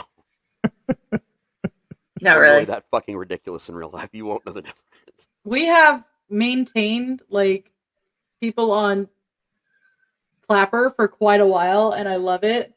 By the way, you guys are all awesome. Thank you. I'm glad that you let me know that you can hear everybody, even though you can't see them all. We've been wondering that for months. Yes. It's been months. So. Well, I don't have a Clapper account anymore, so I was like, I'm not re-downloading it. So I don't even know what it is. So it's like TikTok, but less rules. Yeah, TikTok doesn't. TikTok takes you down in a second, no matter what it is. The only thing that they have is like, don't do the slutty shit, which is like stand there like, oh, Twitch cracked down on that too. You know, that kind of thing. And so, like, don't get me wrong, I love watching girls with their titties bouncing around. Well, yeah. Like, it's a fun pastime. It's one of the life pleasures. When it has become the only thing that you can find on these things, what's annoying about it is... I understand why they're like, can we please not do that? I'm more selective about my boobs sometimes, and I just don't want to see everybody on TikTok do it, you know? I don't know. My phone can't hold any more apps. I feel really bad, like, this is totally kind of off subject, but the environment and the things from TikTok. Yeah. Well, the whole TikTok thing and everything with the girls dancing and doing everything, it on Mother's Day, this totally kind of just grossed me out. We went to a local like bar and grill thing, and we're sitting at our table, and this little girl, like 10, 11 years old, has her phone set on the bar, propped up. Her family's totally ignoring her. She's wearing, for a little girl, not something that a little girl should be wearing. You know, she's wearing teenage clothes, very tight, and they have like the jukebox playing, and she's just dancing and shaking her stuff, and nobody cares. And she's recording. The crazy thing is, where's she uploading this? You'll have on TikTok, you'll have that going on, and for some odd reason, if people are doing stuff like that, they won't be taken down. But if you're on there talking about mental health, they take you down. They'll take you down in quite a second. Often. Like no joke, in a second. Like I don't want to make a little girl feel bad for dressing like I'm not trying to do any like exactly. They shouldn't dress There's like that. There's a difference though between body shaming and parent shaming. Well, there's a difference between going up to your child or whatnot and saying, "Look, we need to teach you some things. You could easily be abducted right now. Yeah. Please don't do this over here at the spot." Or versus, stuff like that. It's there. It's not body shaming. Hey, Jorge. It's not body shaming in any way, shape, or form to go up to your child or to be like, change your damn clothes, girl. Yeah, it's not. It's there's reason for this. It's the logic of, I'm 40 something years old. I've already gone through this. You're gonna listen to me. Yeah. And I have to do. But somebody bought her those clothes. Yeah, that's exactly. The problem. That is the problem. I have to tell an embarrassing story about my daughter because she doesn't dress like that when she does TikTok videos, but she's the reason why TikTok annoys me because we would be doing normal shit like grocery shopping. Hold on a second, I got to make a TikTok. She'd stop in the freezer section, open the freezer door, set up her phone on some like frozen peas, and then do a dance, and then okay, we can go. She'd set up on the bumper of the car. We were getting ready to leave somewhere. She'd set it up on the bumper of the car. I'm taking TikTok. You can't drive off yet, and we're like, why aren't you in the back fucking seat? Like, why are you back here doing a TikTok? And randomly, no matter where we were out in public, it didn't matter what store, where we were, she will. Not these days so much, but she would find a place to just position her phone and do a TikTok before we continue. The thing that's bothering me right now is and I'll dance, dance with my hands. Oh, there was something about a plane or something that she used to say all the time. Oh, it's a bitch Corvette, something. I don't know what it was. It was some Corvette song, but she said it 20,000 times a day. I get it if you're in like the 100,000 followers range, when you're up there so high where like even TikTok won't take you down because you've been doing it forever and you actually bring people into it, and that's when you're trying to get me to do them. I don't think I ever actually did one with her though. Like she kept trying, but then my friend did, and then he got more views than she did. So I don't think she did any more with Lucky. Well, that's what I was saying. If you're in the $100,000 follower range, well, that's when you're actually making some good money off TikTok, and it's coming in, and you actually are required to do so many videos a week, which is fine because that's where it starts becoming a job, and you actually are making money off the advertising and stuff like that. Right. When you're in like the 10,000 range and lower, where it's only like $100 or something like that coming in, it's like, okay, come on, stop, we got to go. And I got a couple of friends that do the book talk thing where they do all their book stuff, like little book reveals, and they do a lot of stuff like that with just TikTok, and they've done really well on it. It's like increased their readership a lot. I just don't understand it. I haven't done it. I got all the book trailers for YouTube. I got to make a Lincoln book trailer. That'd be fun. Susan said me and Odd Daughter have done TikTok, but it was fun and it was hilariously cute. Yeah. Okay. So it is fun to watch. I mean, I have TikTok and honestly, I understand YouTube. Exactly. I have TikTok. I've done absolutely nothing on there besides upload a couple of intros that we've made here for Psycho Bunny, and I've done absolutely nothing on there. I have 790 followers on there for some odd reason, and I actually do shit, and I have like 40. Yeah. I joined and never put it on my phone. I just did it on my computer so then I could like other people's stuff that I was doing things with. But that's it. I've never made anything or posted anything, and only on my computer. I've seen some of the clowns in the haunt community like scramble.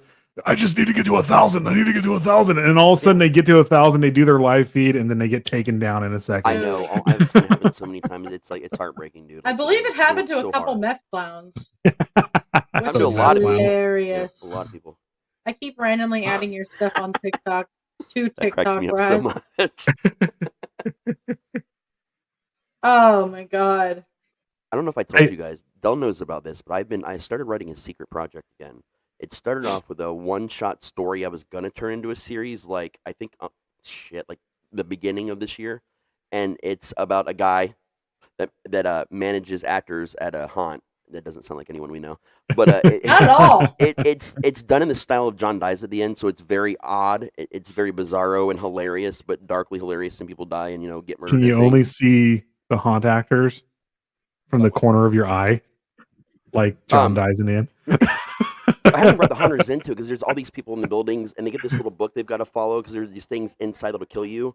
Like he watches a janitor get eaten by what he thought was nacho cheese, but apparently it was sentient and it came alive and ate the janitor. So like, I wrote part one. Cheese. Yeah, and so and I wrote part two during sounds Nano, like and plot then of the Book of Pure Evil. Very much like that at a haunt, but with adults, all in their late 30s and 40s, like management, because it's all been behind the scenes. Like I haven't even Please add in a French talking penis. Right.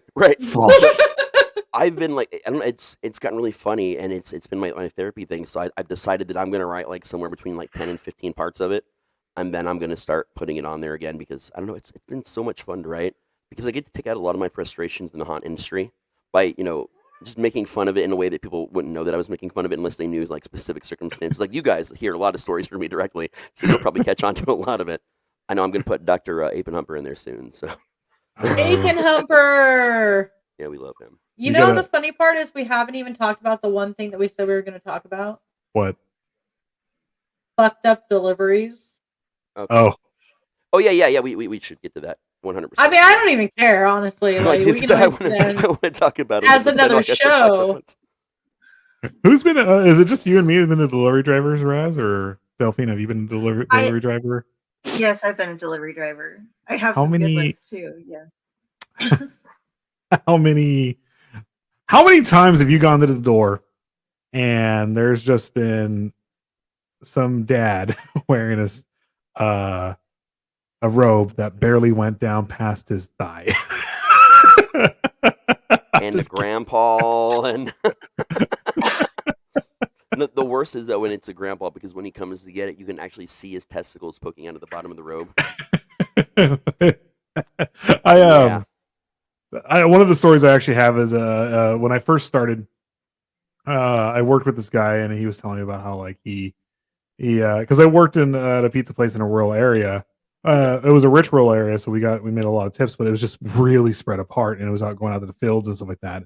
And one of the houses this guy delivered to was off a dirt road and had trees and everything like that. Sorry, guys. Oh. Sorry. Had trees and everything lining the road, so you couldn't see into the porch. Well, when he walks up on the porch, he had a good 3 or 4 pizzas, and he walks up, and guy right there sitting on the porch. And mind you, that you couldn't see into the porch from the way they had the whatever trees. What are they called when it's privacy and stuff like that? That's bushes and they're going up real high, so you couldn't see anything from the. And when he walked up, 2 girls were going down on this guy like it was nothing. And he turned around and he said, "Hey man, you want one?" And also the guy's like, he came back and told me this. He dropped the pizzas and left without getting money. Freaked him out so bad. What about the tip? He didn't get anything. Well, he would have. He would have got the tip. But just the tip. So I'm at 5%. I'm going to end the clapper feed. Bye, Clapper. Bye, guys. I'm We're gonna clapping unplug off. Bye, Clapper. Bye. Bye. Oh, Bye. the I mean, I've feedback, seen man. movies. I've gotten to a place and just there's boobs, and they were just nonchalant about it, so I was nonchalant about it. Whatever. I've seen some. By stuff the like way, that, 578 viewers. but nice. Oh, nice.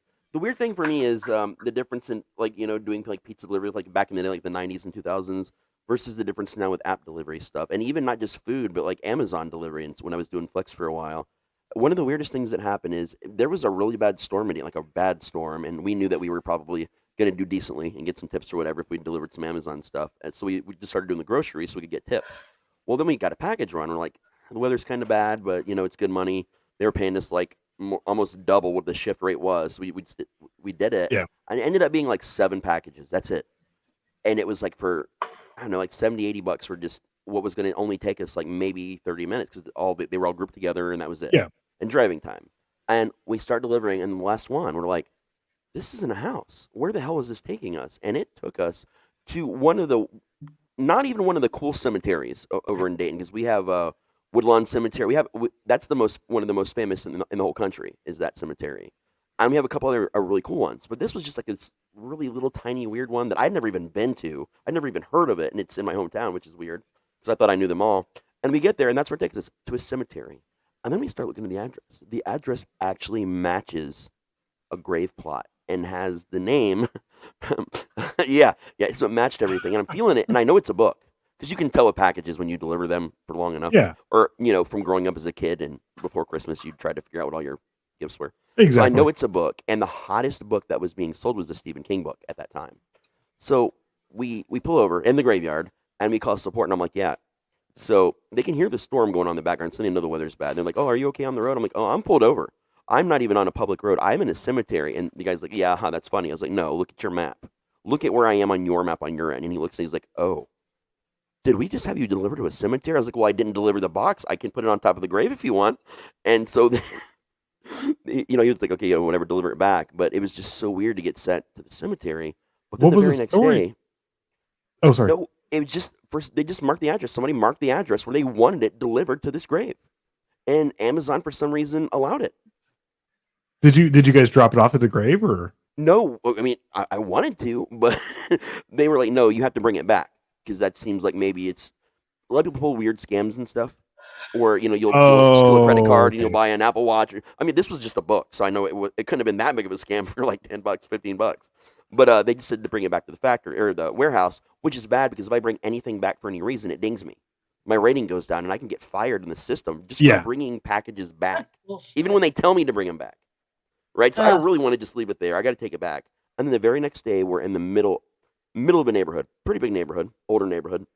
And he gives us an address, and I'm like, I don't think that address exists. We go, and it doesn't. But the number for the address is right in front of a giant vacant lot where a house had burned down forever, and there was no house even there. It was just charred remains and nothing. And if you look down on the big open sewer grate in the front, like I'm talking Pennywise sewer grate, the address was spray painted right there that we were supposed to deliver to. So I called, and I got the same guy that I got the night before when I got sent to the cemetery, just randomly, which almost never happens. And he's like, oh, yeah, you're the cemetery guy. Where were we sending you to this time? I'm like, I'm pretty sure you want clowns to date me, dude. He's like, why? I was like, you just sent me to a giant open sewer grate in the middle of a neighborhood that's not an address, but someone spray painted the address on. That was just in the period of 24 hours. Pictures of this stuff? You gotta Yeah, but I don't have them now. I mean, that was like 2-3 years ago. But like, it was just so weird. In 24 hours, I got sent to 2 places designed to probably murder me if I wasn't paying attention. It's weird, like you'll get, I'll get sent out to, I'm sent out. I'll get an order that like takes me a town over, and I'm like, what is going on here? Like, this can't be a house out here. But then I'm looking on my Google Maps, like, okay, I see the house out there, and I get out there, and the guy will come out and be like, man, thanks for delivering this. Everyone who comes out here usually just drops it off at the corner over there, which is like half a mile away, and then it turns back. I was like, how do you not think to go a little bit further down the road? Especially like, the guy would tell me, he's like, well, they use I use Google Maps. I actually swear by it, but a lot of people use Waze and stuff like that, and it literally will just take you to the corner and be like, yeah, the house should be like right a few feet that way, that's how you end up losing. A lot of people end up losing their orders or not getting their packages. I'm not saying that happened with you, Rat, but it happens like that all the time. We sometimes would get packages that were not even in the system, right? Not even in the system. So, and you'd go to try and take them back. And this only, I've noticed, happens at the smaller warehouses for Amazon, like, in the middle of Ohio and other weird small places. And you'll get a load, you'll scan every package and everything scans in on your scanner just fine. And then you go to deliver it all. And then you'll get a couple that just aren't in the system. They'll be entered to where you have the package, it exists, but you cannot possibly deliver it. And sometimes you'll try to take these boxes back, and they're not in their system, so it's this is your problem. So you'll end up with like some things just left in your car, which is rare. And technically, my option is to either just leave them at the warehouse, and which the warehouse people just take them home, or I keep them, or I just give them to someone, or if I can kind of piece together what the address probably is, I can still attempt delivery on my end. But I don't get in trouble for those packages, and it's just the ones that they tell me to take back. It's so weird. It's the same thing with I got a free microwave once, like a nice microwave, an XL Ninja air fryer at one point that I had for a while. Like I got an Apple Watch once that was undeliverable. It's the same thing with the food delivery apps that if all the time. When we get to, if I pick up the order and then I'm heading to the customer, at any point if they cancel that order, that order becomes mine and I get paid for it. You get free food like that sometimes. That's another good thing about living in the hotel and doing DoorDash, because sometimes we've had it to where all four of us had a meal. It was such a big order that just halfway through got canceled. Yeah, I get sent to the middle of fields quite often. When that happens to, like, sometimes here. Dog walks and shit. Or obvious trap houses or weird things. One of the weirder ones for my dog walking app was I got sent to an apartment complex over by the marketplace. And I go in there and I go to the area and literally nobody's there. No one's there. And so I asked the neighbors, I'm like, does anybody have a Great Dane? And they were like, no, I'm pretty sure we would notice a Great Dane. And I was like, am I just at the wrong? And I'm showing them like, this is the address that I'm looking for. Yeah, it would be that one. And I got the heebies. And then I went up front to the front desk. Oh, we have two of the same addresses, basically. Like it's a split apartment complex. Yeah, it's a weird apartment complex. Some of those too. It's one's 82. It's one is 8200. The other one is 8201. And they're like they're a mirror. They're like a mirror image of each other. Yep. We have a lot of little developments like that here. A ton of. So I went to the other one that was F or whatever, and that one was completely empty and nobody lived there. So I was like, all right, fuck this shit. I'm out. And I got paid for going. And I was like, you guys better take this off the system. They're trying to fuck people over.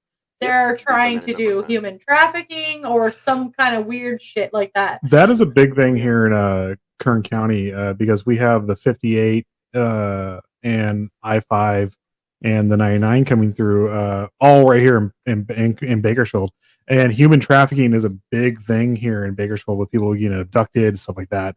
And I'm on 75, and it's 75 is one of the worst period in our country because it literally goes all the way up pretty much to Canada and all the way down to the end of Florida. So there's a lot of it, and a lot of the hotels around here have been shut down because of it. And if I'm right next to 75, right off the hallway where I am right now. If your city has a lot of warehouses, especially like that are based right off the freeways and stuff like that, you can guarantee your city has a ton of sex trafficking and everything, human trafficking going on. Oh yeah, there's an odd amount of it because there's that side of things. There's a gun running side, a big gun running thing, a big drug running thing here, and also right by Air Force Base is right there too. So it's like all these different weird things happening with all these different people. Sorry. So yeah, it's. And because of Right Pat, we've got the alien side of things. Because Riverside, Ohio, is the number one source of alien sightings just about in the world. It's fucked up. Like about a couple times a year, you'll see a major news story coming out of Riverside, Ohio. That was one of the times I was when I first started doing the delivery apps and stuff like that. Because I started doing it because I got fed up with my old job working in the auto part industry because they got screwed over a whole bunch. And but then I got into this, and one of the first times I was talking to Susan.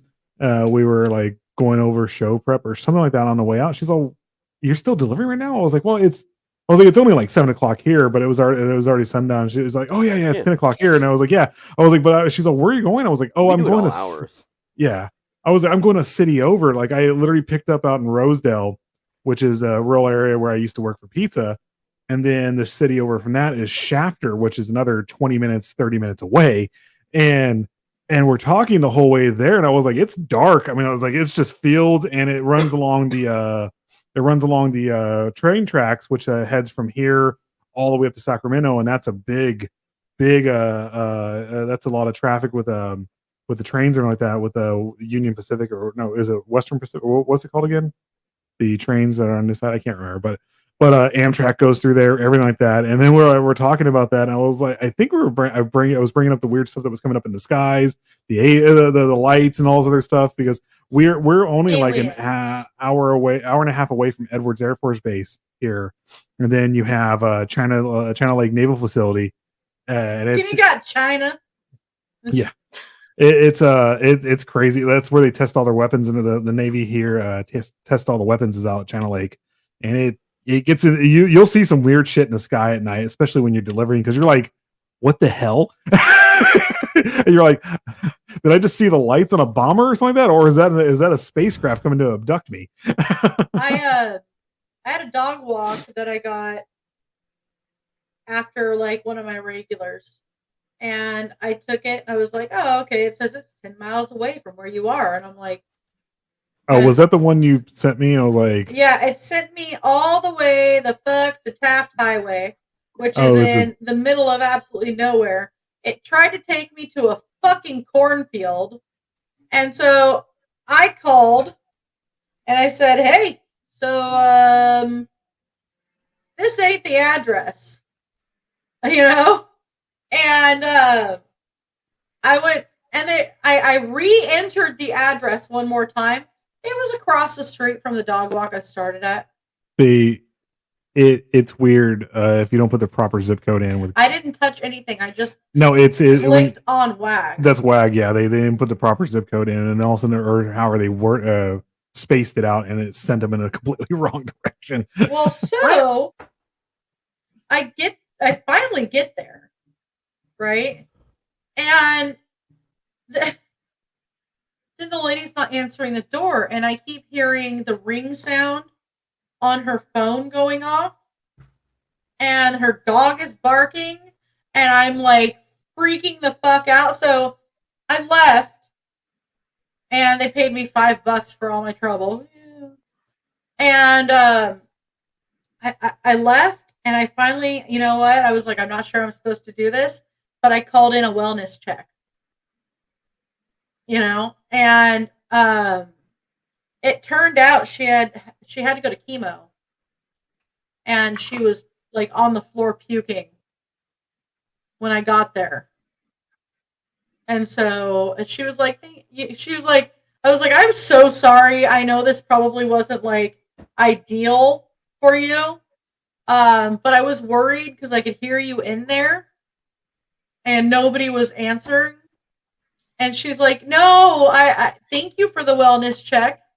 It turned out to be a police officer who I knew, which was the son of a friend of mine. You know? Okay.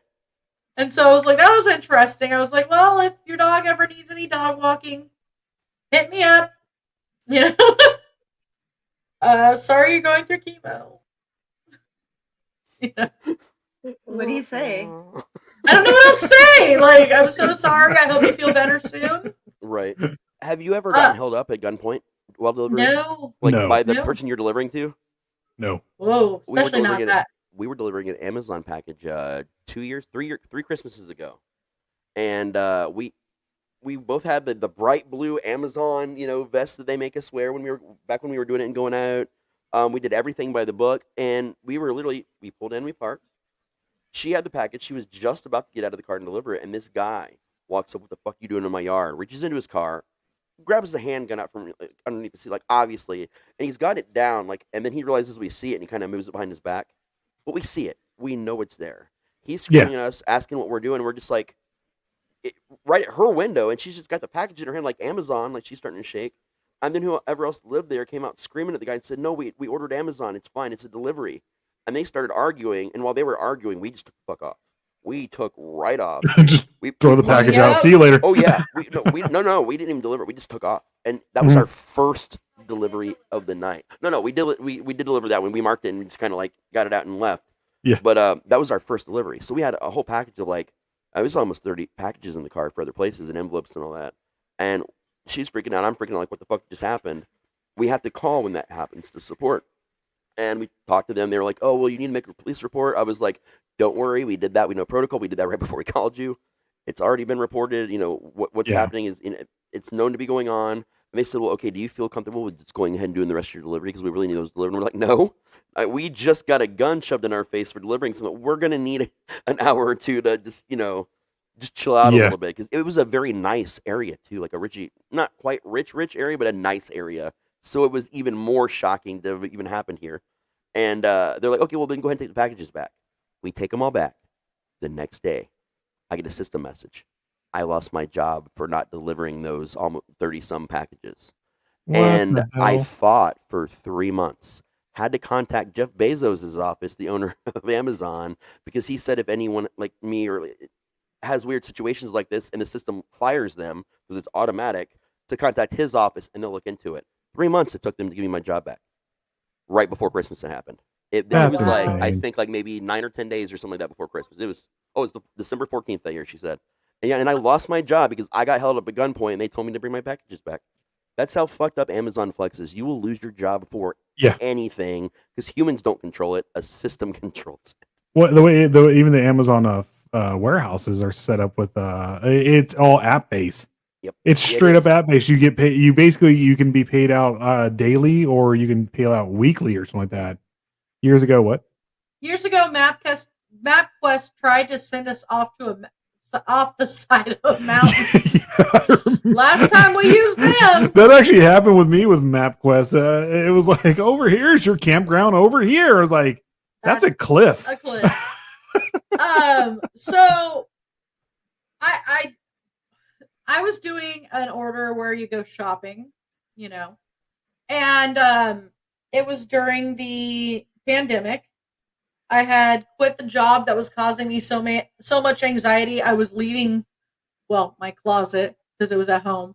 I was leaving my closet and crying, having major panic attacks.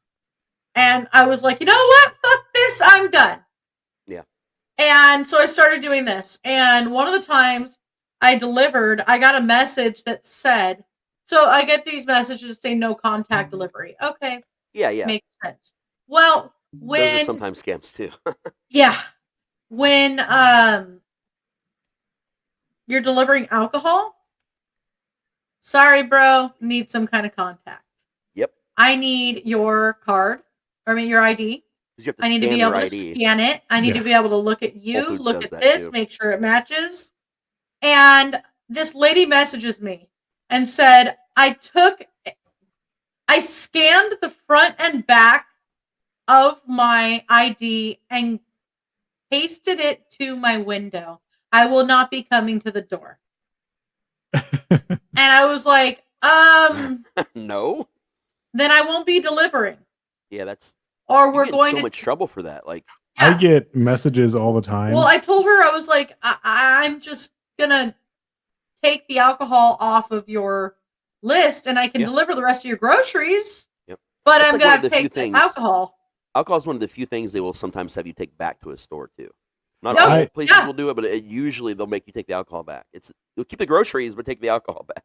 The app I do things through, you have to, if you don't, if the ID doesn't check out or they don't have an ID or whatnot, or there's not an adult there, it's take it back, and I still get paid. I get paid the full amount, but you have to take it right back. And I get messages all the time saying, the police are doing raids, like even with like the apps, you can, like, they will order, they'll have narcs order alcohol to make sure you're doing your job properly. well, so I guess the lady messaged me and was cussing me out. Well, I ain't stepping outside. I'm not getting that COVID. Fuck this shit. I'm like, do you really? I almost wanted to be like, do you really need your $2 chuck that bad? It's okay. I put a mask on the bottle. Like, you're getting, she's all, I have a table outside. You can leave everything right there. Ma'am, I need to see your face and see your ID so I can scan it. Just come to a fucking window. Just come to a window. I know. That's what I was saying. I don't mind that. I was like, if you show up at your window and press your ID, against the window so I can make sure it's you and scan it. Can we at least do this? Yeah. And she was just arguing and arguing. I finally called support and they got her to go outside. Yeah. Reluctantly. Also, my favorite was the lady who told me, "Oh, my dog doesn't bite." And I reached my hand over to hand her and it was something crazy like boxed wine and ho-hos. Okay? Like, That's how you know it's going to get crazy because they added the ho-hos. Yeah, it was like boxed wine and ho-hos. Wow. And that was it. And I reached my hand over and come this close from a German Shepherd grabbing my wrist. Oh, she's a sweetheart. Dude, so you try to hand the owner something, and there goes your hand. One of the funniest ones, I think I put it into the chat, our advisor chat, the screenshot of the pregnancy test. I had first delivery of the morning. It was a Monday morning after I think it was a Thanksgiving or Veterans Day or one of those weekends with the long weekends that all the kids were out for the weekend. I was downtown waiting for an order to come through, and all of a sudden I get that. I was like, okay, I got to go back to the Rite Aid over here by my house. I was like, whatever. Right. It was a good amount of money, and I didn't care. It was just the first. I always have a thing. It was like, you got to get the first delivery today, no matter what. That sets everything off and sets the tone for me for some odd reason. So I come all the way back, and I was like, what am I picking up? It was a pregnancy test. It said ASAP. So I rushed it over to him. Kid ditched. I think the kid ditched school. Oh no. And then all of a sudden I get a message saying, I thought it was gonna be like something, whatever it was, all thank you so much for being so fast with this. I was like, you're welcome. Hope your day goes well. That's fucking epic, dude. You see there for like the last couple of years, it's been really popular for people to turn on the Ring doorbells when the person delivers. It's usually to catch like theft or something like that. But sometimes they'll do it and they'll put a little sign out and tell you to do a little dance so they can record it, and they'll just put it on like YouTube and all these places. Well, there's a situation in which I was both glad and they didn't have one and wish they would have, because I could laugh for an eternity at myself. This was again that same year. This is like a month before we lost temporarily the job for having a gun pulled on us. I'm delivering, and it's one of these things where I have to walk to this apartment complex, and there's like a bunch. There's like 7-8 deliveries I had to do. So I had like a stack of like boxes and envelopes, and I'm trying to deliver all these things. And it's all, ground floor. The doors are, they face outside. So I'm just going to the individual places. And I've got one package left, and it's this huge one. Like, I'm carrying it like this. It's heavy as shit. I had it on the bottom of my stack. And I'm like, okay, this is the last one. And then I can just go get in the car. And we got like maybe 8 or 9 more boxes left to do. We're going to get super high while we're doing it. And then we're going home. Okay. I'm excited. So I'm going up. And I do not see that their entire like concrete little square in front of their apartment is nothing but ice. So I'm walking up, I've got a smile on my face, and I go, woo! Somehow, as heavy as this box is, it gets launched into the air because I fell like so quick and fast. I came down and slammed my back on the concrete. Oh. Like 20 seconds later, the package just drops on me. It's fucking absolutely hilarious, and I'm glad no one put it on there. But like, I wish I had it for myself. I wish they had like taped it and like messaged it to me, because when I was having a bad day, I could just laugh at myself. But like, I've had a couple really just terrible moments like that would have been absolutely hilarious to anybody watching. Like, and that was like one of those really. Oh, I had that happen with pizza one time. I was rushing up. It was actually Christmas, and I was rushing up to it was out in Rosedale, and I was rushing up the steps, and they just put up candy canes and they turned off their lights. Oh yeah, for the steps going up, so you could see the steps. And all of a sudden, I freaking catch it with my Doc Martens, and I freaking fall forward and eat it, and the pizza's like just fling out. The pizza's in the boxes, and I was like, hey, I got to the door, and I was like, your lights are off on your steps. I pretty much did this, skinned up my arms. They're like, oh, yeah, that sucks. Thanks, man. And grabbed the pizzas, walked in. And I was like, you can go fuck yourselves, you fucking assholes. Fucking dicks, man. So, yeah. Oh, I was pissed. Susan says, yeah, when Oddfather got his job with Amazon, he had no interview. Everything was via app. Oh, yeah. Amazon's weird. It's so weird because like the warehouse part, it's straight up. Yep. Like if you just show up and do your job, you have no issues. But you could hack the app because people have actually hacked this app before for the warehouse, and they've just given themselves a job. They've just shown up. No one remembered. No, they don't know what you look like. Yeah. You know, like they can look at the app and because you have to take a picture of yourself. But people like back in the early days of this would hack it, give themselves a job, and upload their stuff in their system, and just come to work and start working. Yeah, it's insane. And there was this one guy that told this story about it. He worked there for 4 months before they realized that no one had ever actually hired him. They were paying him and everything. So then they caught it, and then they just kind of, well, he's a good employee, and they just kind of you can just go and the say system and went on. It was hilarious. They questioned him about it, but they just kind of fixed it. Uber Eats is that way.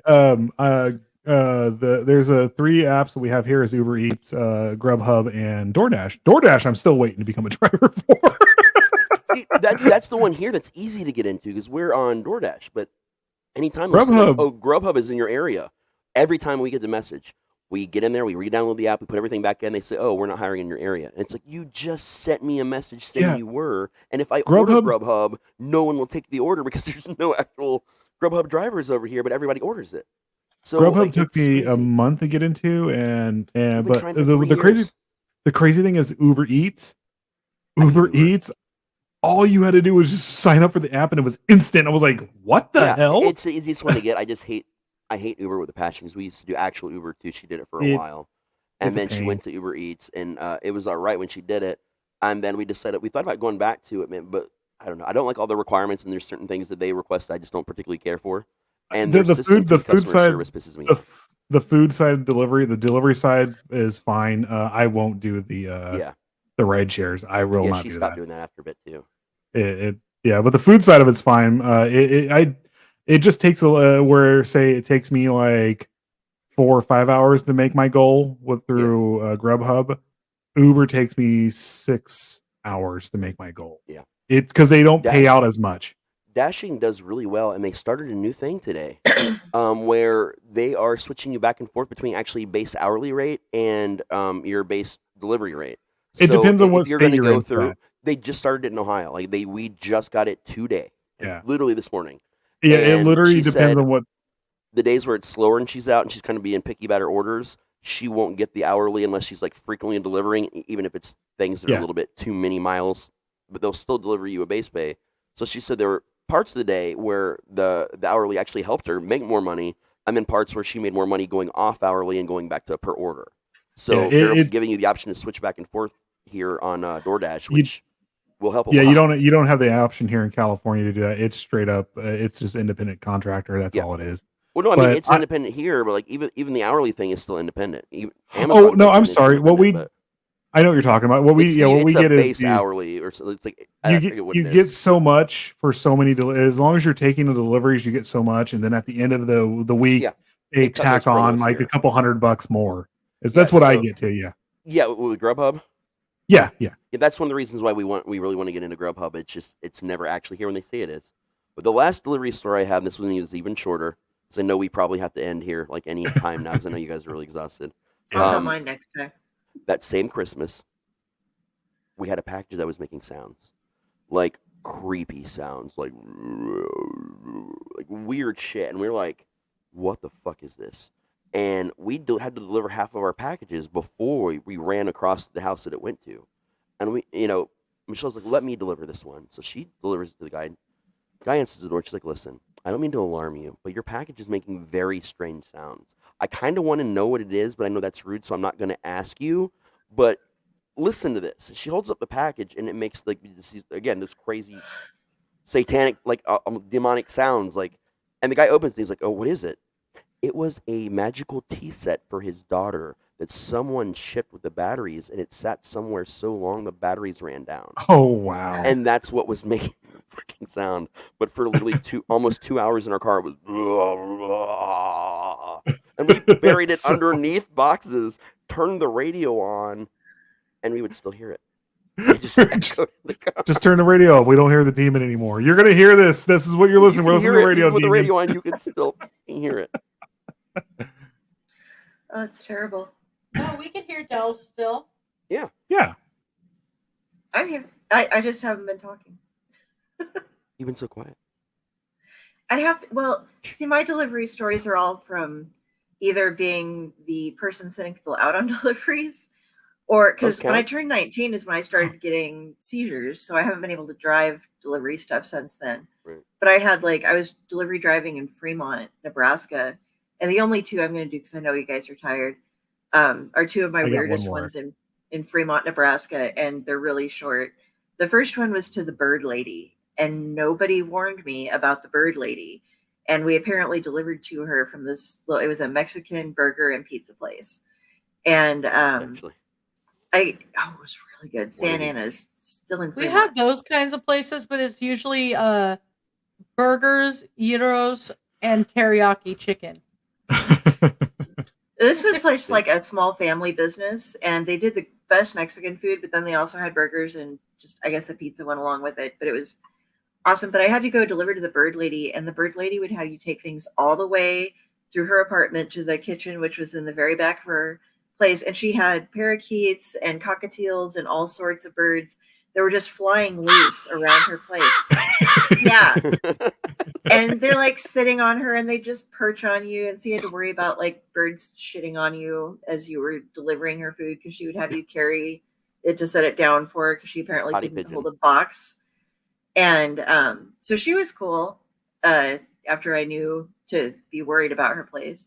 But another one was way out in the country, like you said, and it was like I got all these written out directions to go, you know, and I lived on a farm, so it's like, oh, here's the lane, drive up the lane. Yeah. And got there, and some guy and his little kid, that looks like Don Knotts.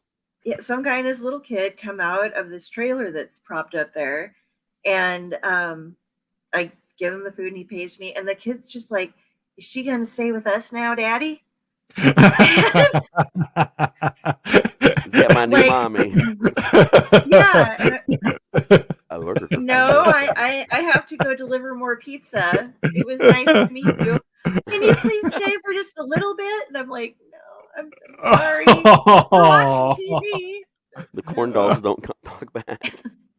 So I know we're gonna go here, but because we're tired. But I got one more. I forgot that it just popped in my head when you said sending drivers out. So I ran the hub for CarQuest or Auto Parts or whatever for a while for delivery, and one of my drivers I sent out.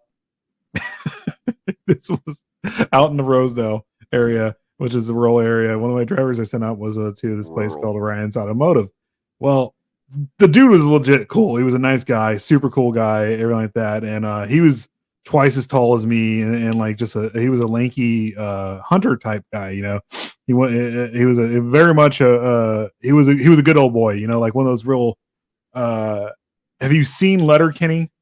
Oh yeah, love Letterkenny, man. That's he's Wayne. That's exactly who he was. He was a super cool guy you just didn't mess with. Well, his wife had to write dialogue. Honestly, that's why I like that show so much. Exactly.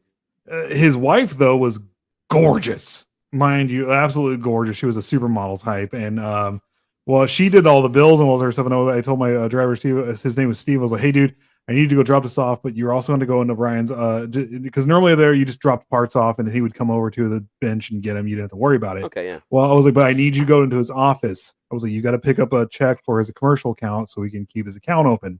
And he's like, okay. And he comes back. He goes off and he comes back. And it's about an hour or so because he had other deliveries. And he comes in and it was like, hey, man, where's the check?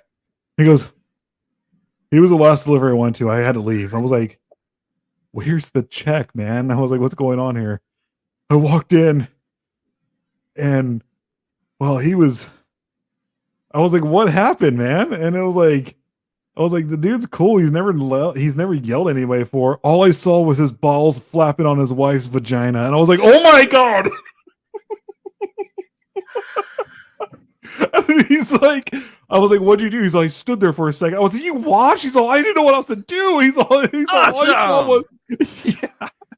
All I saw was just dude going to town. And I was like, and you know, me being I don't have a button for that. I know, right? Like this balls clapping. Who's clapping cheeks, man? Like clapping cheeks hard. That's like a new. I was like, so what? He's all, dear God, I feel sorry for her. I was like, what? It was like Ryan. He's all, Ryan's hung like a horse. He's all, Ryan's hung like a horse.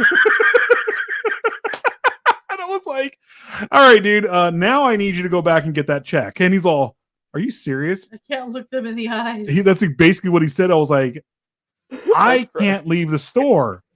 You're my only driver. I'm sorry you saw him plowing his wife with his huge cock, but I need that check before we close, and we close here in an hour. Please go back and get it." He went back and he's like, I came back again. I was like, "How was it?" He's all, "They were acting like nothing happened." I was like, What do you mean like nothing happened?" They were just sitting there laughing and joking and all this other stuff. I was like, "Well, yeah, they just got organisms and all this other stuff." That's why I made jokes to him about it all the time. But he came back and gave me the check, and like he wouldn't go back to Ryan's ever again. And every time I had to go there and deliver and pick up stuff, I would just laugh with Ryan. I was like, "So my driver saw you plowing your wife," and he's all just started laughing. He was like, "Yeah, he we kind of just don't care. We just do it whenever we want to do it." I was like, "Well, that's how you're supposed to do it." Yeah, I mean, that's life, man. Discovery Channel and such. But yeah, okay, that's my last story. All right. Well, thank you everybody for joining us tonight. I would say thank you to the 534 people on Clapper that were watching us, but my phone died. So there's that. And yeah. Have a wonderful night, guys. Bye.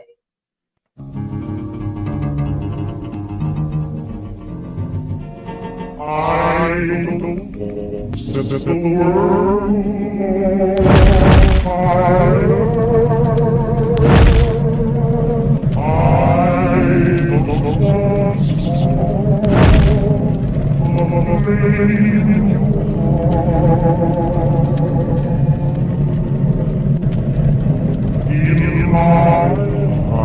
I have